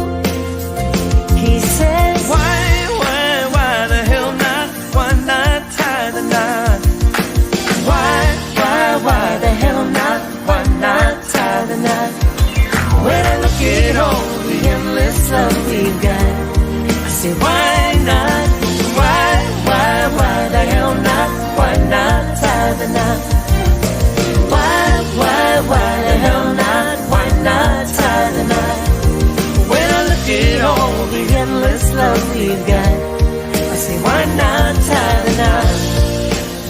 Why not? Oh, yeah. Why not Hey, tie the baby, knot? why not tie the knot? Yeah. And she say, why the hell not?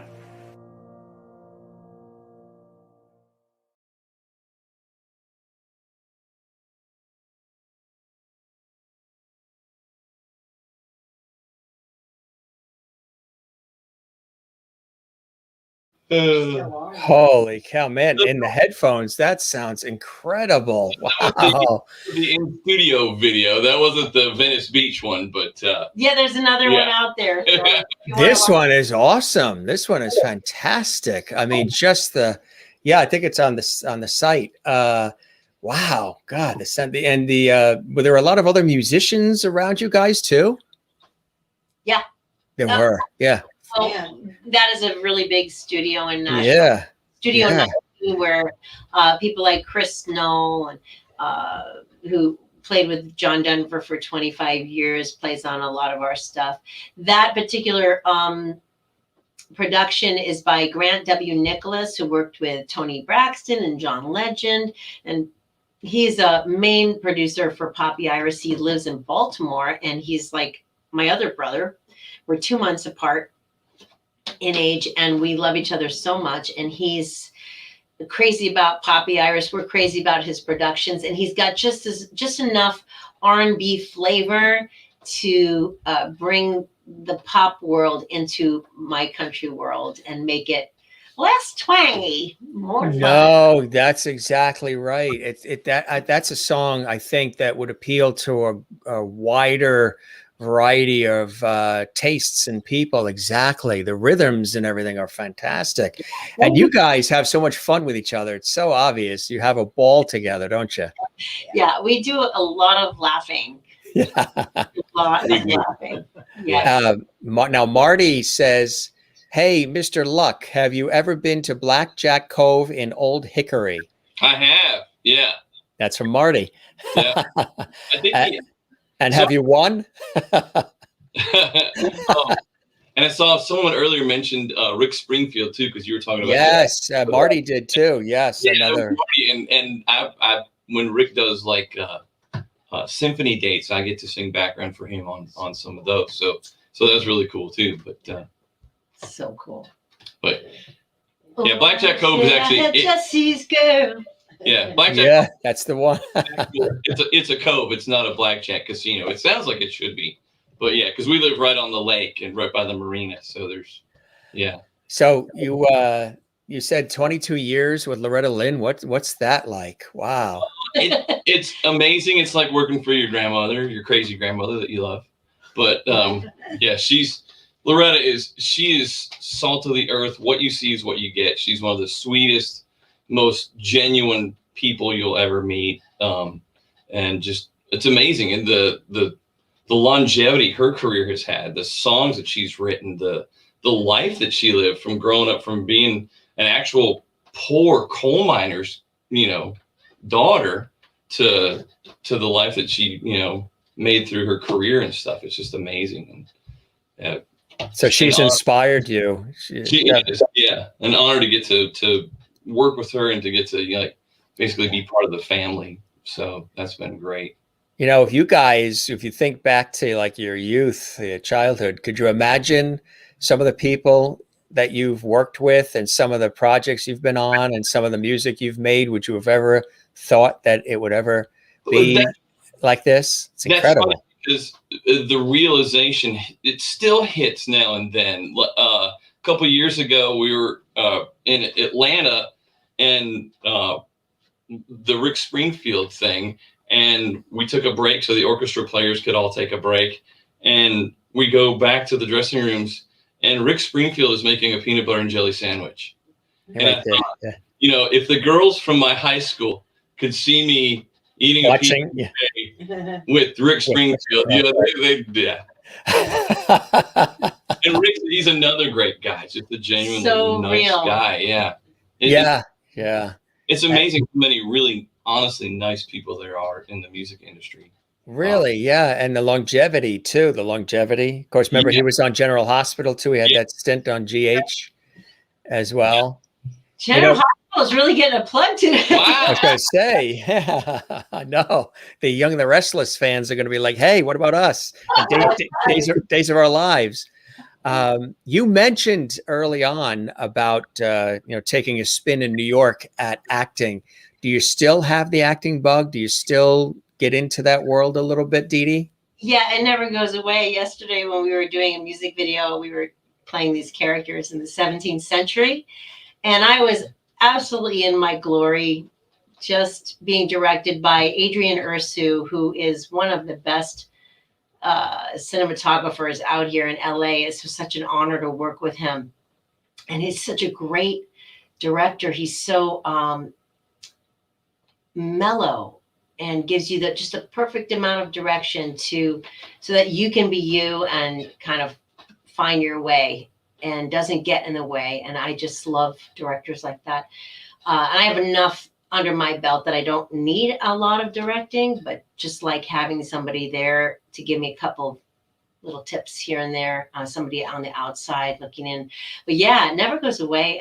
And because I'm trained and I have a Bachelor of Fine Arts in it, and I spent so long learning all about the craft and actually doing it instead of, like we talked about before, being lectured about it. Yeah, that kind of doing this, it's like riding a bike. You just jump back on and it's just in you, Exactly. I did a lot of teaching and directing young people when I first came out to LA. So when you become a director, then you're on both sides of the camera, you never lose it. And I've played so many characters, so many, from Pope Joan, who had a baby in the middle of a procession. Wow. She was trying to hide that she was a woman in a man's world, to a guy named Algie in the play The Club, who was a 65-year-old man and is a man the entire musical, and then takes his wig off at the end and his hair falls down, and it's a woman, and she has a monologue about how the sexes are kind of the same, so many ways the same. People are the same, whether they're women or men. They have so many common things about them. But anyways, I played a dirty old man, and after that was like Tootsie. She played the Pope and a dirty old man. Yeah, I was gonna say. Run the gamut there, And then I did my woman shows. I kind of got it out of my system, and I'm sure there'll be many roles in the future for me. And I hope for Mike too, because he is an absolute genius with voiceovers, and it's so much fun to listen to the different voices he does. So the voices in my head. They get to be recorded every day. Can you spare a couple of voices? We'd love to hear him. He does a Morgan Freeman. Jim, it's very wonderful to be on your show today. I'm so thankful to have been a part of it.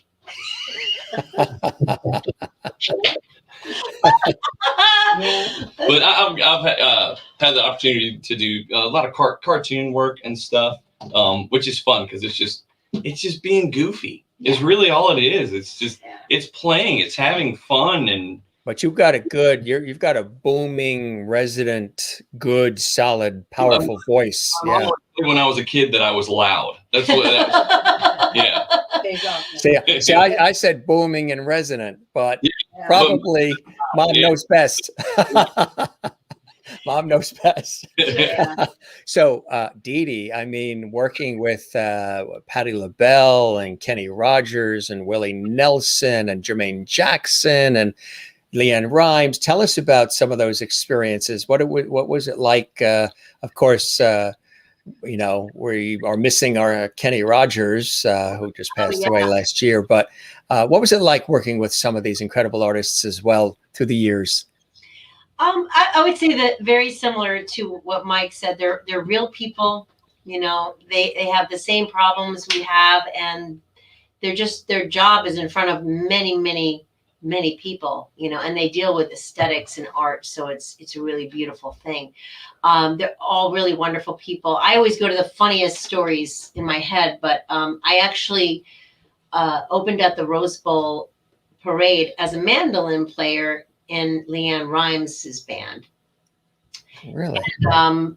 Yeah, it was funny. I play mandolin a little bit, not great. And when I went to the audition for that part, I was super animated because of my theater experience. So I'm like kind of missing the chords, not even playing all of them, but I'm like smiling and moving. And then this other girl got up and she played unbelievable mandolin. Like she had been studying it in her entire life, but the director said it was like watching paint dry. So she didn't get the part. So I got the part, and I did like, I don't know, maybe 3 or 4 rehearsals, and each rehearsal paid about $800, and then the show was about $1,000. And the night before the show, I broke my foot. I fell down the stairs and broke my foot. And at that point, I needed the money to pay for my foot. And I did the show with a broken foot because I had to do the show. But everything inside of me was saying, don't do it. I didn't even know that my foot was broken. And I'd broken it so late at night that I had to be at the Hollywood Bowl at, I think, 3 in the morning. And then they transported us all down to the Rose Bowl, Pasadena Rose Bowl. And the whole entire time my foot was broken in 3 places. And I got up on the stage. It was pouring rain. I swapped my really expensive guitar, for a really inexpensive one that was bought at a yard sale, and went out there and played it so it wouldn't get ruined. And the whole time I'm on stage, I'm smashing my foot on the ground because I was so into it, and I had so much adrenaline because I was so excited about being on stage with her. And my husband is at home watching this, knowing that he had just wrapped my foot up as much as he possibly could to make sure, because he knew I wasn't going to say no to this gig no matter what. I wanted it on my resume. I wanted it for so many reasons. And he was watching me slam my foot on the ground on TV. And when I got back home after they drove everybody back to the Rose Bowl and he picked me up there, my foot, when we took my cowboy boot off, had swollen up like a loaf of bread and was purple, blue, and red. And we went to, my friend got me an appointment with the Lakers doctor and who was out here, and he did an x-ray the next day and said, you broke your foot in 3 places. And if you had walked out any more, you probably would never walk again. Yeah. And my husband's just looking at me like, I told you so, you know, but I don't regret it because it didn't, wind up being that bad. And I have that really fun story. And those kind of stories I remember. But the people are all beautiful. Willie Nelson is really cool. He's been playing the same guitar for forever. It has a giant hole in it. And don't tell anybody this, but it smells kind of weird. It doesn't smell like, it smells old. Not like an old person, just like, you just walk by and like a musty sort of basement-y sort of. Yeah. And it has a big hole in it, and I think the hole contributes to the whole sound of it. And I think it's really cool that he's kept it for that long, and he, doesn't care. And I love that. I love that about him. Yeah. So. Its name is Trigger. Willie's guitar. Trigger. Yeah, its name is Trigger. Oh, yeah. wow. Oh, really? Yeah. Wow, Tell us, Deedee, too, about this cool thing. You alluded to it just a little bit, the songwriting boot camp. I mean, you have taught like some 3,000 people in doing this. This is really extraordinary. Tell us about that. Thank you. Well, at one point I had learned the art I wanted to break songwriting down into steps. And I knew that I had a process that was about 10 steps that I did. And when I did all of those steps, I always came out with a magnificent song. If I did 4 of them, it would be still a great song, but it was guaranteed if I did every single one of those steps, I was going to come out with a masterpiece, a little masterpiece. So I wanted to share that. I wanted to write my hat up for the future generations to come, for kids to be able to, or anybody for that matter, to be able to write a song and not be searching for some kind of not go through the complications that I had to go through in order to find those easy steps. So just give it to them straight out and they would be able to apply it and use it. So that book then led to, it was funny because my mom, who's here in the studio, say hi, Mom. Hi. Oh, hi, Mom. Hi, Mom. What's Mom's first name? Annie. Hi, Annie. Hi. I'm trying to duck out of her way. She's right there behind me. Oh, wait, is that Annie there? Yeah. She's here. Let me see if I can move. Can you stand up, Mom? Yeah. Well, she's got Penelope. She's got the dog in her lap. We so- see her. She's Yeah. a beautiful lady. The gorgeous Oh. woman, yes. Yeah, I know. absolutely. She edited books for a few books, and I had asked her to edit the book, and she said, I will know, in her New York act, I will know when I am done, when you are done with this book, when I, who know nothing about music, feel that I can write a song. Her sister's Fran Drescher. So, Yeah. needless- Well, my relatives in New York have the same sort of, they say, fantastic. That's fantastic. I know. Cup of coffee. Yeah. Yeah. Coffee, can we talk? Or my name is always Deedee, darling. Yeah, but now I bet you don't say, and your mother doesn't say Long Island, right? I don't say Long Island. But No, that we is don't. very That's a lie. stereotypical of Yeah. the lie. I think the only ones that say it are the ones that aren't from there. And it's not, you're not going, it's funny when you hear people say, we're going in Long Island. I'm like, actually, you have to go on it because it's an island that's totally separate from the mainland. We're going on the island or on the island. You just say the island too sometimes, right? And then it's also funny. If you're on Long Island, anything north of the Bronx in New York City, you say you're going upstate. Now that could be White Plains, that could be Mamaroneck, and then you talk to people there in Westchester and White Plains, and like, this isn't upstate. Buffalo is upstate. Syracuse, that's really upstate.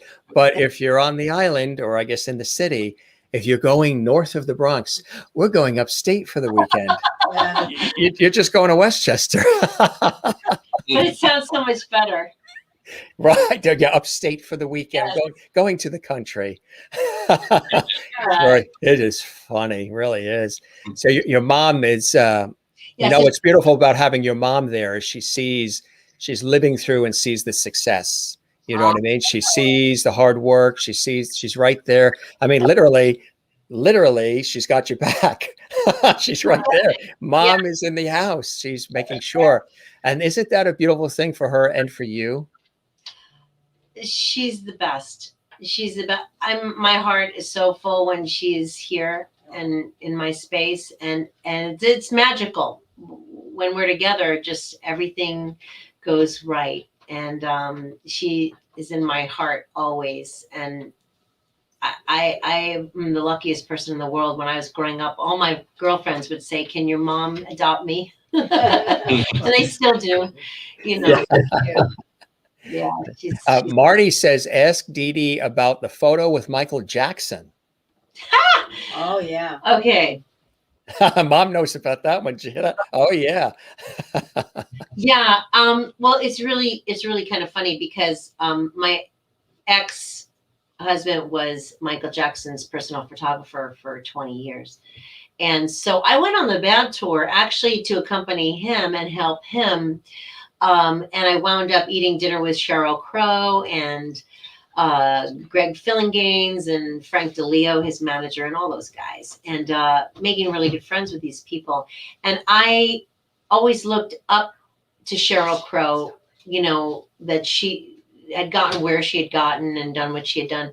And it was funny because I wrote a theme song called This Is My World for the project Enough is Enough, which is Ryan Gosling's project. And it's to raise money for the war in the Congo, because in the Congo, what they're doing is there's these minerals that are used to create our cell phones and the titanium or whatever it's called, the materials for our laptops and the silver material for our cell phones is in the soil in the Congo, and the families that live on this soil are raped and murdered, and it's awful what happens to these people just to get to these minerals, and they're stolen, and it's a travesty. So to raise awareness for that, I wrote a song for the whole cause after I'd heard about what was happening, and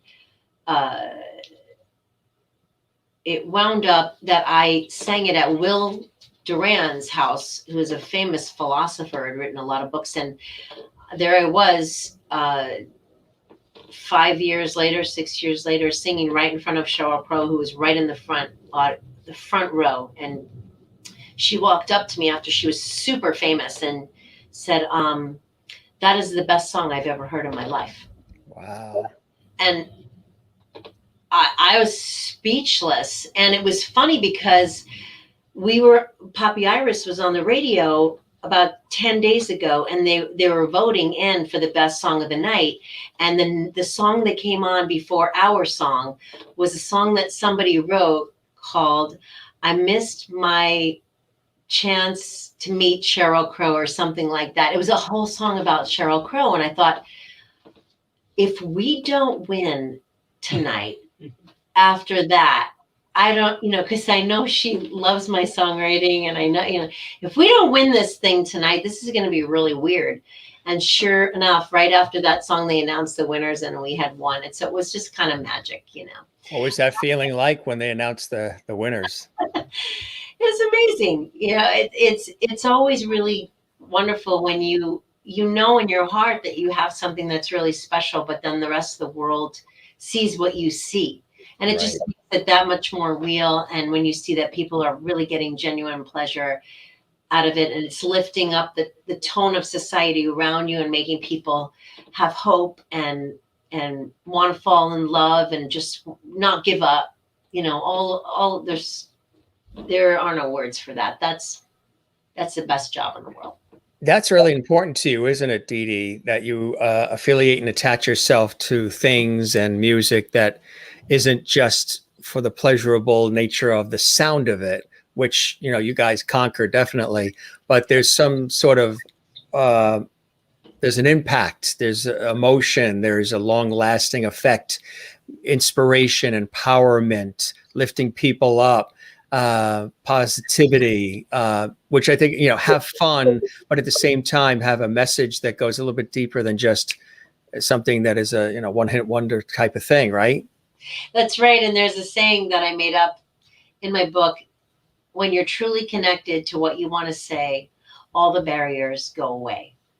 So, that's really my tip for anybody who's in the art world and struggling to kind of come up with your art and make it, turn it from an idea into a concrete reality, is just try to figure out what you're trying to communicate, because art is the quality of communication, and it is delivering a message. And so when you realize the simplicity of that it's not some kind of avant-garde weird thing that is mysterious, it's a message, it's a story, and you can really put those steps in order to get to your story and get it told the way you want to. And in songwriting, we have 3.5 minutes to tell a story that some movie writers have, an hour and a half to do. When you really have to be on the money with what you're trying to say completely, to make it all happen in 3.5 minutes. So it's just being a storyteller and telling that story that, at the end of the day is going to maybe make somebody feel like they're not alone in something that's going on, or make them maybe look at something that they never did, like you did with your story about the world. And when we first started on the show, I loved that. So, just a shift in viewpoint, maybe something like that. Absolutely. That's what it is. And this is a golden opportunity to do that, right? So what's on the docket for the future? Cool things that are coming up for you guys? Well, PoppyIris has 3 different places that want us to play. all pending on things opening up. We have a show in where we put it in our last song. What's it called? Branson, Missouri in September. Have you been there before? No. Cool place, yeah. I have, yeah. Yeah. Cabins. We actually, pre-COVID, we were working on an Asian tour that really? was going to be great. And then COVID came along and said, no, not yet. That's right. They want us. We want to go. It's just a matter of everything opening up, which is going to happen. Yeah. It's already, it's starting. Yeah. It's starting. Absolutely. And meanwhile, we take the lemon and we turn it into lemonade by doing, I think we've done almost 15 music videos in the last year and a half, and some very elaborate with stories and costumes and like mini movies, and others that are just us having a lot of fun laughing in the studio. But either way, we're out there and we're doing it, and we're not waiting. And that is the whole trick, because waiting is not a real high form of behavior for anyone to be doing. So when you have the choice to wait or do something, do something. Well, also it's in the water. Being born from New York, waiting doesn't even, we don't know how to wait. Keep it moving, folks. Keep it moving. Okay. Unless you're an actress and they say, what then there's the waiting and praying with the waiting. Was there anything else that you wanted to play for us, or anything before we wrap up at all? Anything that you guys have? Watch the actual Venice Beach film music video filming of Why the Hell Not. It's out there and you can find it. Just go to PoppyIrismusic.com. Right there, yeah. You'll see that studio version was awesome. Yeah, really, the sound is fantastic. It's the same one, same studio version for that music video on just with more colorful people. Yes. Yeah. Absolutely. And be looking out for a 17th century music video of a song coming out that is called Vitamin U, and we're gonna leave you with just the mystery of all of that, and keep going over to PoppyIrismusic.com whenever you want to see anything new, find out where we're playing. You can read articles on us. We just had some beautiful write-ups in Music Connection magazine and American Songwriter. Really nice write-ups about the new albums. We have 3 albums out, and the 4th one is on the way. You can hear us on Spotify and Pandora, and all that social media stuff can be accessed easily on the website. So, and don't be afraid to subscribe to our YouTube channel and also our website. How about your books, and people want to learn about the songwriting opportunities? Is that all through PoppyIrismusic.com? They can learn more? You can go to deedeemusic.com and you can order 10 easy steps to writing a song right there. And that one's there, as well as the Lemonade Maker. You can get the Lemonade Maker also on PoppyIrismusic.com. And then Piper and Penelope, just go to piperandpenelope.com and you can order the ebook or the hardcover there. Yeah. Thanks again to Marty Thompson for your support of the show. We appreciate that, Marty. Marty says he just got a super chat. That's what all that beautiful color is. And we highlight that. Branson is the God country and patriotic show capital, he says. Nice. It's a cool place. Thanks, Marty. Really appreciate that very much. What are some of the things that inspire both of you to create and to entertain in the way that you guys have done for so many years and continue to do? For me, I love being able to just tell a story through music. It's a great avenue to try to lift people's spirits, to try to bring us all together. Music to me, it's kind of like if you've ever been on a sports team, there's going to be different backgrounds. There's going to be people of different color than you. You're going to have varying opinions politically, but it can be a common ground for people to build on and to build better. And I love being able to be a part of that. That's beautiful. Yeah, it unites us all. Yeah. Music is the universal language. Really is. Absolutely is. And you guys are doing it beautifully and brilliantly. And this was so awesome, really, for spending almost 2 hours with us here on the show. Oh, it's so fast. Wow. Every guest says that, right? It never feels, because it's so freestyle, conversational, warm, relaxed, that it doesn't feel, first they say it doesn't feel like an interview. And I don't even look at it like an interview. I look at it like this is a conversation. And we just happen to have an international audience of viewers and lovedies who are, involved in commenting and watching as well and being entertained. But it never feels like, we spent 2 hours just now. Yeah. Right. And there was somebody else that was watching tonight that also wanted to send you guys his best. Mr. George Burns, who was in the house. Oh, no. He's got his cigar. He's all set. He loves it. He gave you his thumbs up. That's awesome. That's You are a wonderful host. Yeah. Oh, thank you. I love your speaking voice. I'm very sensitive to people's speaking voices. And I think it's really pleasant and warm. And I love the things you had to say, and I can guarantee they will be written into a couple songs this weekend. Oh, I appreciate that. Yes. Yeah. And we'll be sure to send them to you. Like they said, his master's voice, right? I appreciate that. And I appreciate the words about the voice. Like you guys, I've studied voice, and, the voice is an instrument. It really is an instrument. And I use it that way, many years on radio and television and all. But it's funny because when I pick up the phone and I say, hello, Jim speaking, or what have you, sometimes people pause because they think they're talking to the answering machine. Yeah. And I'm like, no, this is actually me.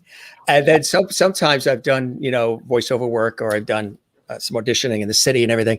And they'll be like, okay, Jim, you can lose the voice. I'm like, lose the voice? This is how I inflect and articulate and punch certain words. And it's how I speak in the supermarket and Home Depot. And it's just how I speak. And, it's a couple of people said it sounds warm and easy, like you said, reassuring. I've interviewed a lot of people in my professional work too, on TV and radio. And they'll say, people, some who are really, top Fortune 500 CEOs, people are very stoic and they end up laughing or crying or opening up about their lives. And like, oh my God, I never expressed any of this. I can't believe I said any of this, but they feel comfortable. And that's what it's all about. If you're authentic and you're real and you're genuine, people pick up on that. They can sense, real. And you guys certainly are. You guys are the real deal. You're straight shooters. You like to have fun. You're super talented. I hope we get a chance to get together in person, whether it's East Coast or there we go. See, lovedies, I told you there might be another third special guest. Penelope from Piper and Penelope, that she inspired the dog. Oh, that's She's Rebecca. fantastic. How old? 3 years old. And what kind is? She's born on Christmas. She's a Maltipoo, which is a Maltese and a Poodle combination. And she's really a person. She's a licker. She's a licker. Yeah, huh? Lovety licker. She's a lovety. And she's definitely a lovety. Look at that crowd. I know this crowd. They love when there's pets, children, or food discussed. She has to be involved. She's really. She's looking at your mom. She's looking at Mike. She's, I want to lick his face too, but he's too far away. She's really like well-mannered and just loves, the limelight. You're on TV right now. And Merlin in Ontario, Canada says she's a lovety. She sure is. Kathleen in New York says Poppy with the hearts. And full name is Princess Penelope Whittles, Wittles, and she has her own Instagram page. Does she really? Yeah. Yes, because she's just full of cuteness, and we have to take her picture constantly, It's just Oh, well, of course, of course. Renee Katz says, lovely liquor, very cute. A lovely liquor. She's watching in New York City, and she's a wonderful cabaret star and a good friend of our show. And Marty says, Deedee, tell us about the TV shows you've written for too. Television. Which ones? I know, right? That's a good. The music? Yeah. Well, Live Life and Win is really cool. That's an amazing show where they have like a blind golfer, a 19-year-old kid who plays golf, and he's literally blind, and he's an amazing golfer. Wow. Yeah, so it's about extraordinary people. And Sex in the City. yeah, so I wrote the theme song with a few of my friends who I've been writing with for years, and that show runs on Saturday mornings, and that's been amazing. What else? Cindy just mentioned Sex in the City. Yeah. Oh, Sex in the City was just like this very similar thing to what happened with General Hospital. I wrote a song called New York Girl, and that's actually an album called New York Girl.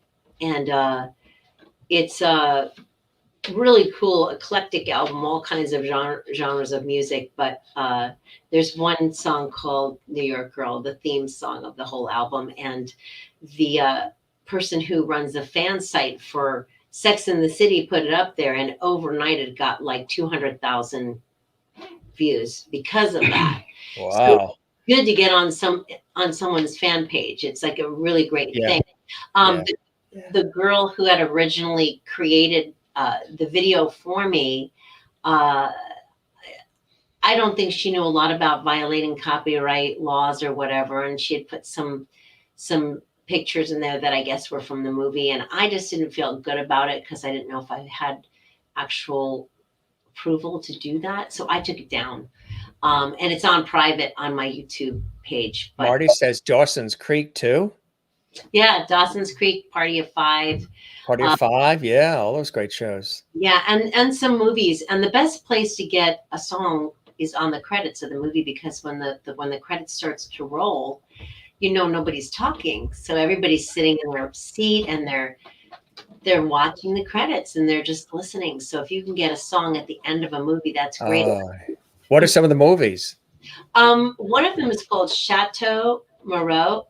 I have it over there, Chateau Moreau. It's starring Christopher Lloyd from Back to the Future. Sure. And I have two songs in that movie. At the very last scene, and then as the credits roll, it's just me singing a song that I wrote by myself for my husband called My Favorite Dessert. And that song has been a song that I've sang at many people's weddings. And I'm really proud of that song. But it's a beautiful song. It's also on New York Girl. Yeah, so it's fun when you have that happen. And I've had stuff on Joan of Arcadia. I had a song on Beautiful People from my album Beautiful LA. And Beautiful LA, they liked it just because it had the word beautiful in it, and it has nothing to do with beautiful people. It's about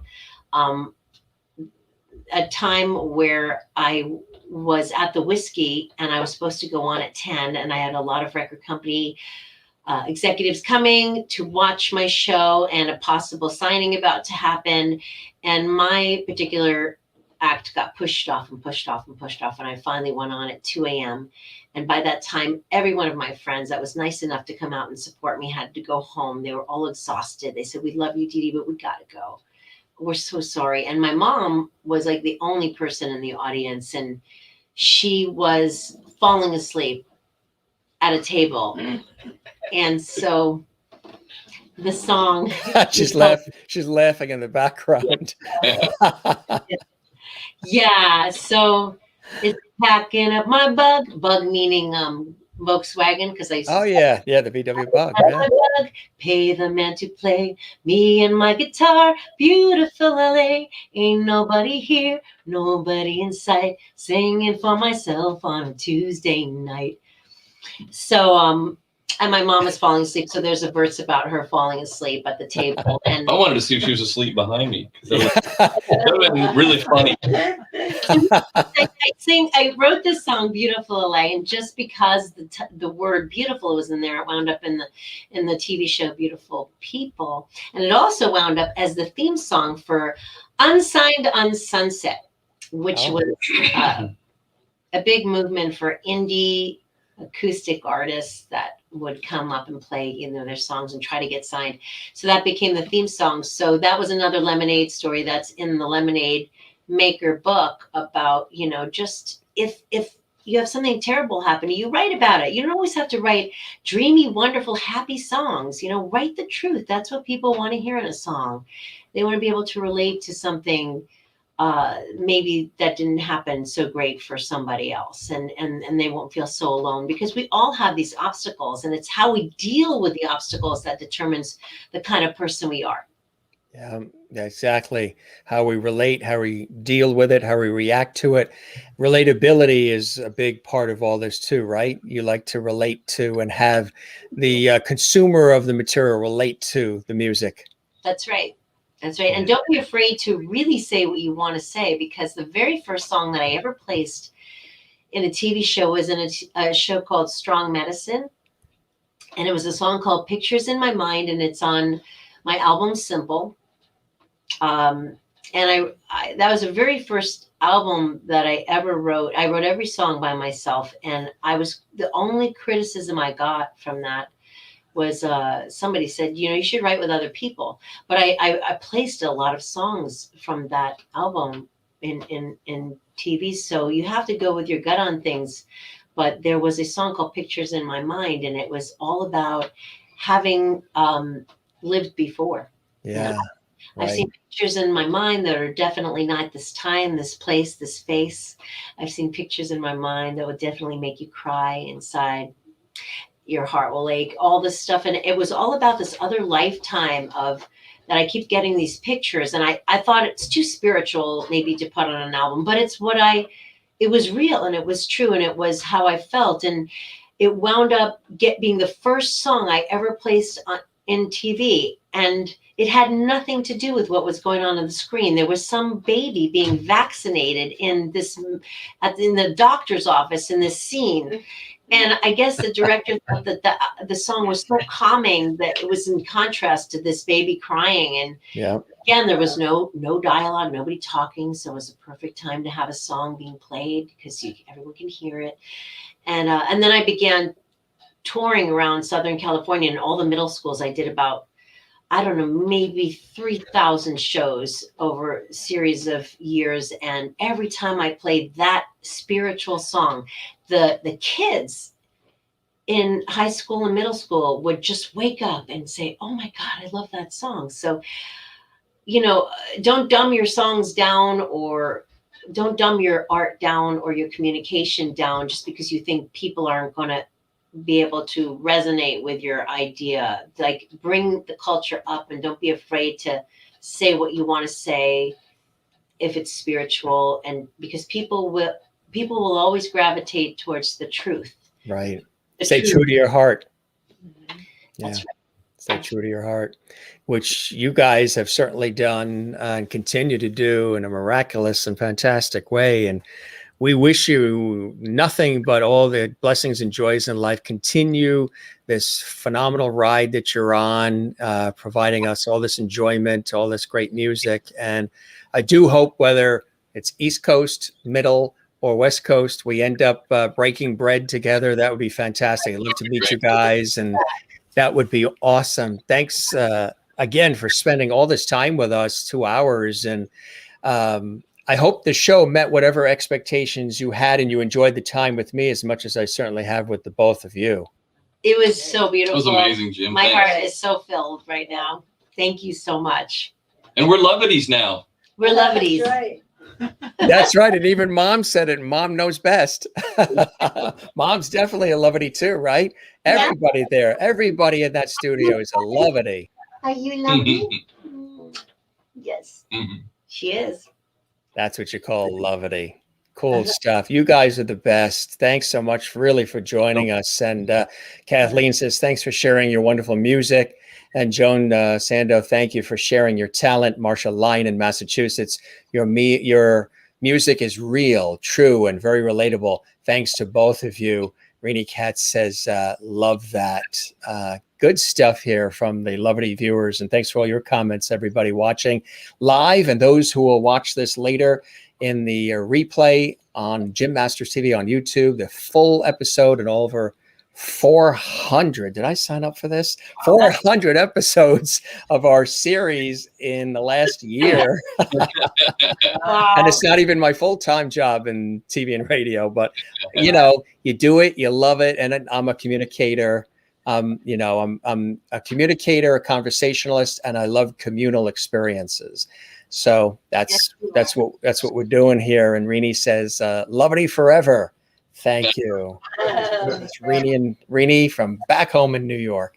Thanks, guys. You're the best. And I had an opportunity, was it about a year ago, to go to Cleveland for the very first time on a TV shoot. What a great city that is. You know, the people, the food, everything. Yeah. When I was a kid, Lake Erie would catch on fire every summer, but thankfully it doesn't do that anymore. So. Did it really? It did. Yeah. That was a normal thing. Wow. Yeah. Did you get to go to the Rock and Roll Hall of Fame while you were there? Yes. Yeah. All of it. And we saw the stadiums and we saw the downtown. And then the woman that I was interviewing, they actually even took me to see the Cleveland Symphony Orchestra, which is kind of cool too. I mean, they're really talented. The woman that I was interviewing was this like 90-year-old scientist who's written like 15 books, a psychologist, psychiatrist. She's really deep person. So it was a news program and they sent me out to Cleveland, and the couple that sort of care for her, as far as just they were managing the shoot, making sure she was taken care of and had everything she needed with makeup and everything.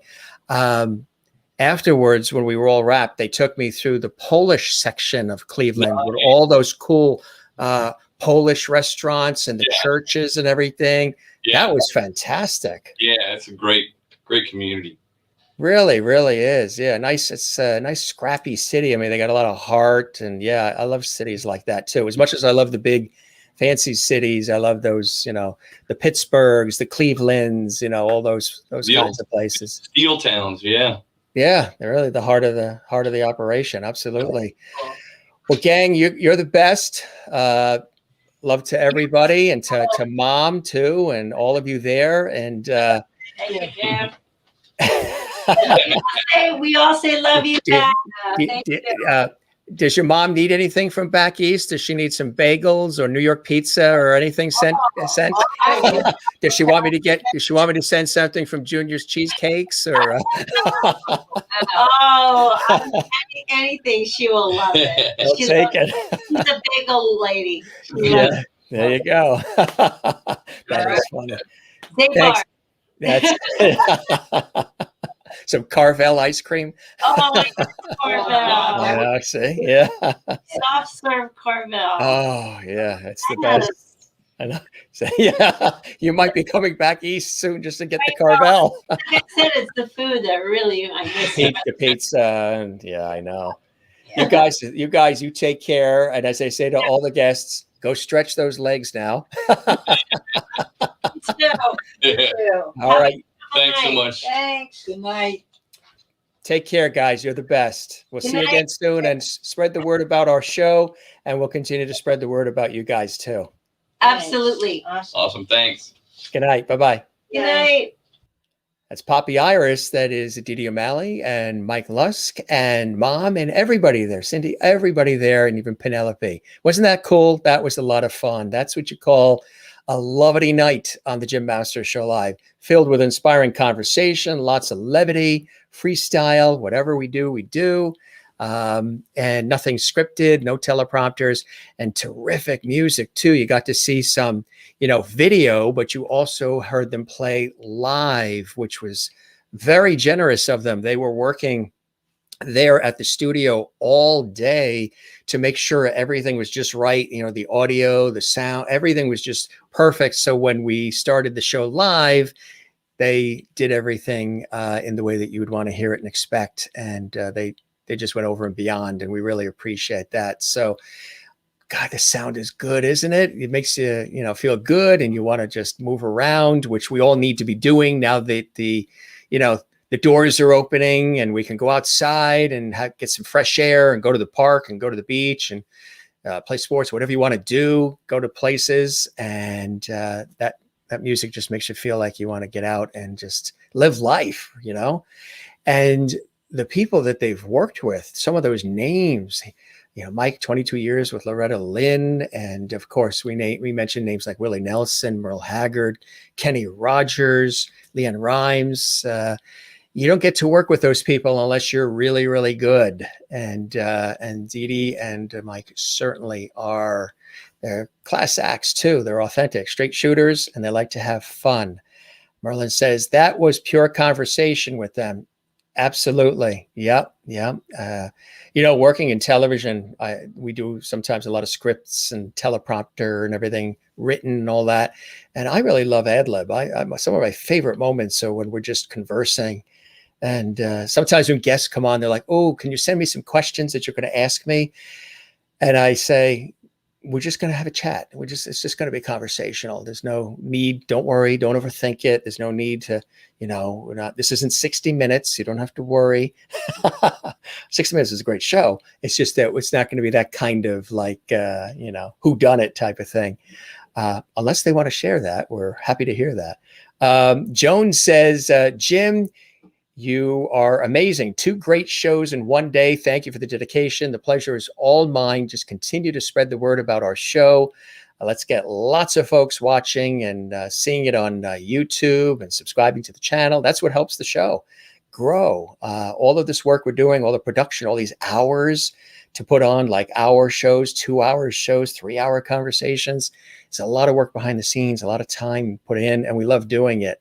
As well. So absolutely spread the word. I do want to let you know too that we've got a big day tomorrow, double Lovity tomorrow with guests. First of all, at 2 p.m. Eastern, one of the founding members of Celtic Woman is going to be with us.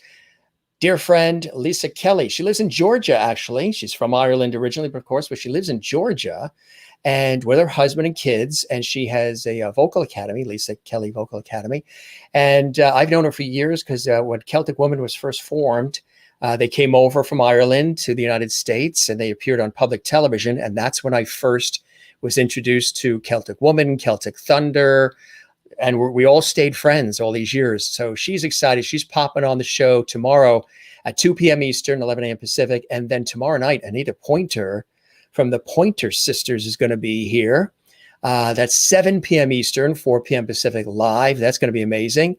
I don't know if you watched earlier in the week, we had actor Burt Ward on the show. Burt Ward played Robin in Batman and Robin. That was amazing. And if you didn't see our 3-hour epic 1-year anniversary extravaganza with surprise celebrity friends and guests and all those video tributes as well and viewer tributes. And we looked back at some really crazy, funny moments that have happened live on our show.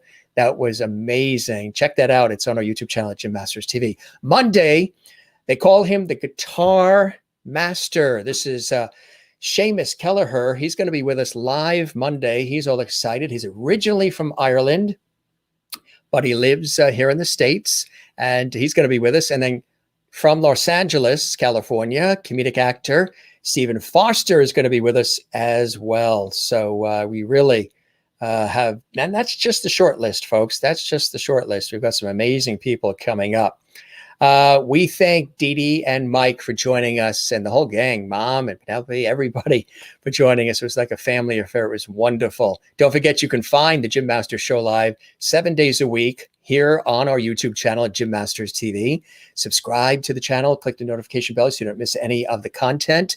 Not only do we have daily episodes of Jim Masters Show Live Entertainment Lifestyle Talk Show series, but we also do Masters Mantras. These are short. They're sort of like TikTok videos, but not necessarily TikTok. And they're verbal and visual, quick 60-second or so videos that I do. I used to do those. I still do those on Facebook at Jim Masters TV, but then I also started doing them visually on YouTube. And there's quite a following in that. So we thank you. Kathleen says, thanks, Jim, for a great day of shows. See you tomorrow. Have a great night. Good night, all. Lovely hugs. And Kathleen works for our New York Mets. And I heard that they lost to the Marlins tonight. Darn it. Marty says, you're an awesome, disarming interviewer. An awesome, disarming interviewer. I thank you for that, Marty, very much. And for your continued support of our series here. It means a lot. You and Babette and beautiful Nashville. And you're coming on June 18th, the Aussie Crooner. Thank you for having my friends on your fabulous show. Thank you for telling me about your fabulous friends. They are amazing. And now we're all friends together. And that's what life's all about. So check out the show. If you missed any of this episode, it was a terrific one, folks. It was a home run, this one. You can see the whole thing 24/7, 365 on our YouTube channel at Jim Masters TV. So check that out. And again, we thank the gang for joining us here on the show. Don't forget, we say at the end of every show, don't forget to smile. Don't forget to share the lovity and find your Zen place. Mine, of course, being here on the East Coast, growing up near the ocean, being just a couple of blocks from the ocean here. The ocean, well, loving family and friends is always number one. That's the Zen place. That's ultimate. Then music, cycling, tennis, writing, all that cool stuff. But put me in or near on the ocean, and I love it. What you're looking at, that's actually the South Shore of Long Island. That is Robert Moses Beach and State Park, and that's the Atlantic Ocean. And yeah, we're just smiling at each other. I've got a wonderful relationship.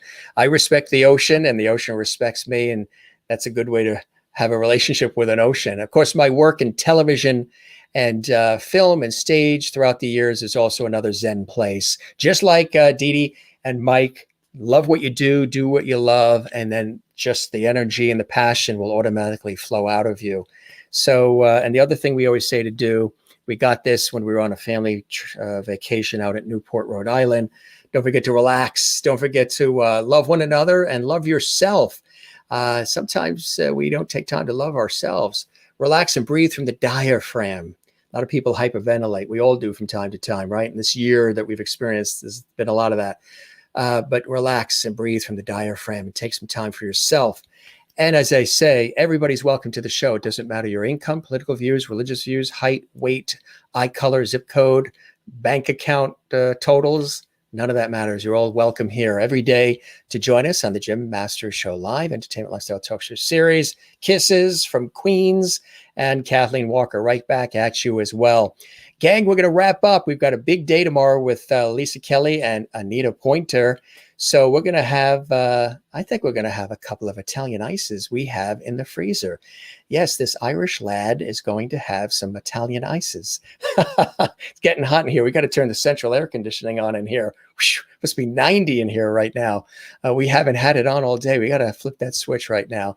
Gang, you're the best. We love you all. Thanks for the levity, the lovity, and we'll see you again. We'll be back tomorrow right here on the Jim Masters Show Live. And we just love having you guys here. One more thing. There was a couple of comments that came in, video testimonials that came in. Well, if you saw the show that we did, the anniversary show, you saw tons of them from guests and celebrity friends and viewers. There's a couple that came in after the actual anniversary show. And here's one of them from my great friend, the incomparable Mairead Nesbitt. Of course, one of the founding members of Celtic Woman. Brilliant fiddler and violinist, Celtic violinist as well.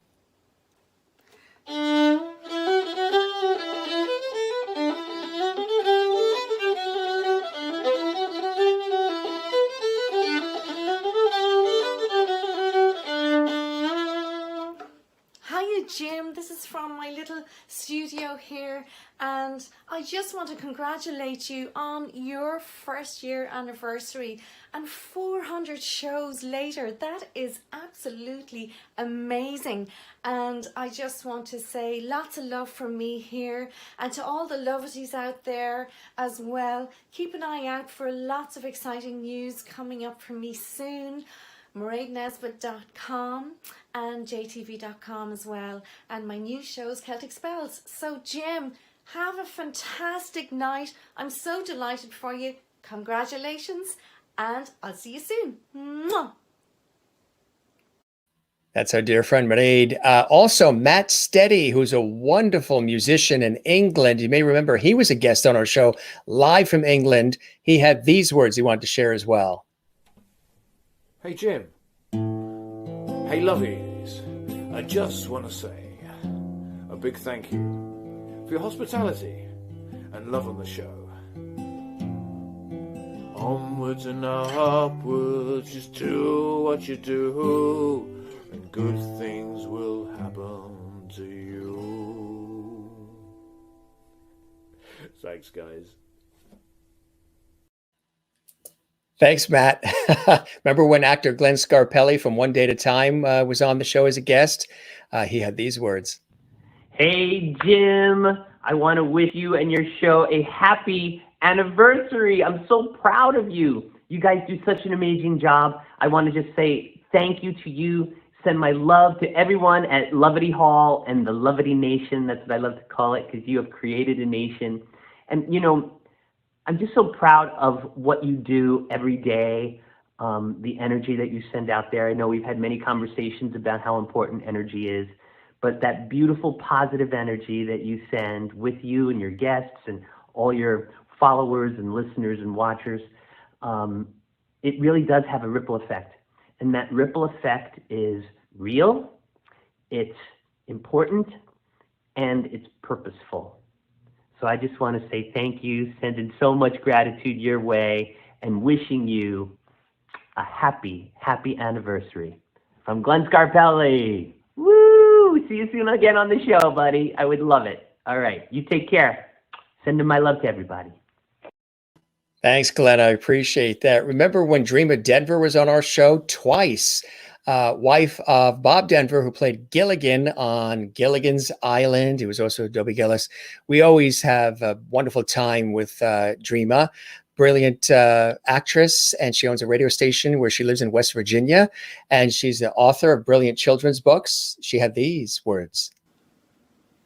Hi, I'm Dreama Denver, wife of the late, great Bob Denver, Gilligan from Gilligan's Island, which is why I'm sitting here next to the SS Minnow.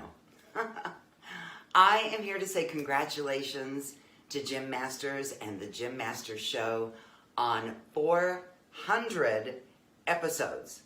Jim has to be the hardest working man in show business. I don't know where he gets the energy. A show every single day. But I've been blessed enough to have been a guest twice in the 400 shows, and so it is a pleasure for me to be able to celebrate Jim and his show.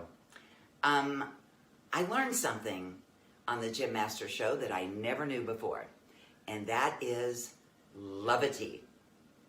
Levity and love combined equals levity. So I'm wishing lots of levity to Jim Masters, and even more levity to the levities out there who support his show every single episode. Jim, I love you, and I am so happy to have been part of this wonderful adventure.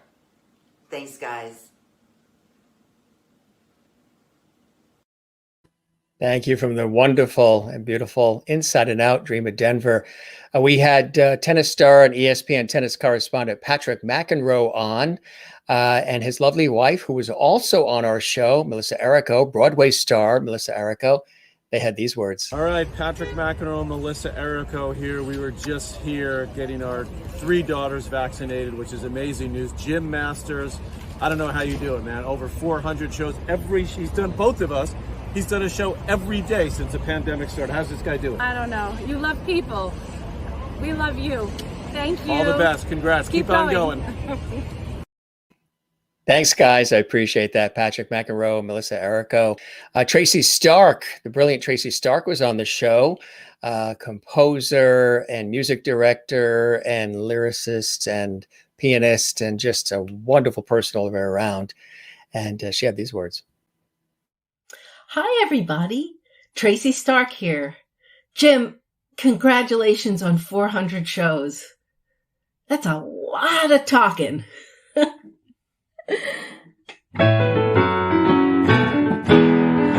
wrote a little ditty 'cause I wanted you to know you're the best and most prolific on this your 400th show. And pop-ups, sending a whole lot of love from me to Jim Masters and all of his lovities.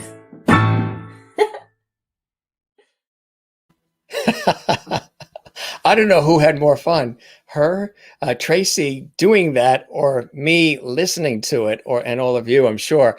She's just amazing, isn't she? And we thank you, Tracy. We'll be seeing you soon in the big city there very soon. I can't wait to see you doing your thing. Of course, somebody who was a part of our actual on-air celebration. If you didn't see the anniversary episode, she was part of our live gala celebration we had a couple of nights ago. 3-hour epic celebration, very memorable. It was a very moving night. Still, everybody's still talking about it. I'm still reliving it because I was up 30 hours straight putting it all together, production and pulling the footage and everything. But it was fantastic. Kathy Garver, who played Sissy on Family Affair, the beloved series Family Affair. She's a big fan of the show. She's a dear friend. She was on now twice, and she's going to be coming on again soon as well. She had these words. Hi, Jim. It's Kathy Garver from Family Affair. Just calling in and zooming in to wish you a very happy first anniversary of your show. I had so much fun appearing on it and sharing stories and sharing jokes, and you are just so handsome. Happy first anniversary. She's amazing. We just so you know, we didn't hand anybody scripts. They were saying from the heart.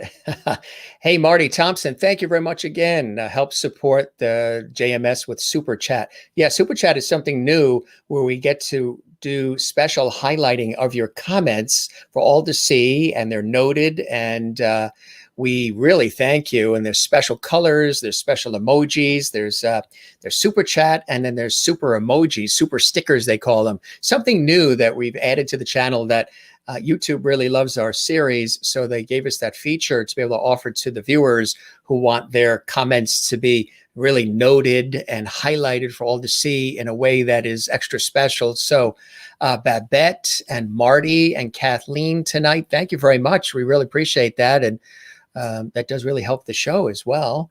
And we really appreciate that. That's, again, you can check that out. I guess it appears in the chat more than I don't see it on this end, but you guys probably see it in the chat as the show is on. So we get to super highlight your chat with special colors. It's specially noted. And that's really, really fantastic. I think it's a great new thing that they're doing. And thank you, Kathleen, as well. And good night to one and all. Mary says good night as well. Good night to all of you. Thanks for joining us on a fantastic day of double levity on the Jim Masters Show Live. We will see you, if not tomorrow, we got 2 shows tomorrow. We will see you on the next one. But if you're with us tomorrow, boy, it's going to be a great day. I'm going to need some sleep tonight, huh? I'm going to have that Italian ice and then probably watch a little TV. And I think we're going to conk out. Love to you all. We'll see you tomorrow. 2 shows, 2 p.m. Eastern, Lisa Kelly, 7 p.m. Eastern, Anita Pointer. We'll see you then. Have a good night.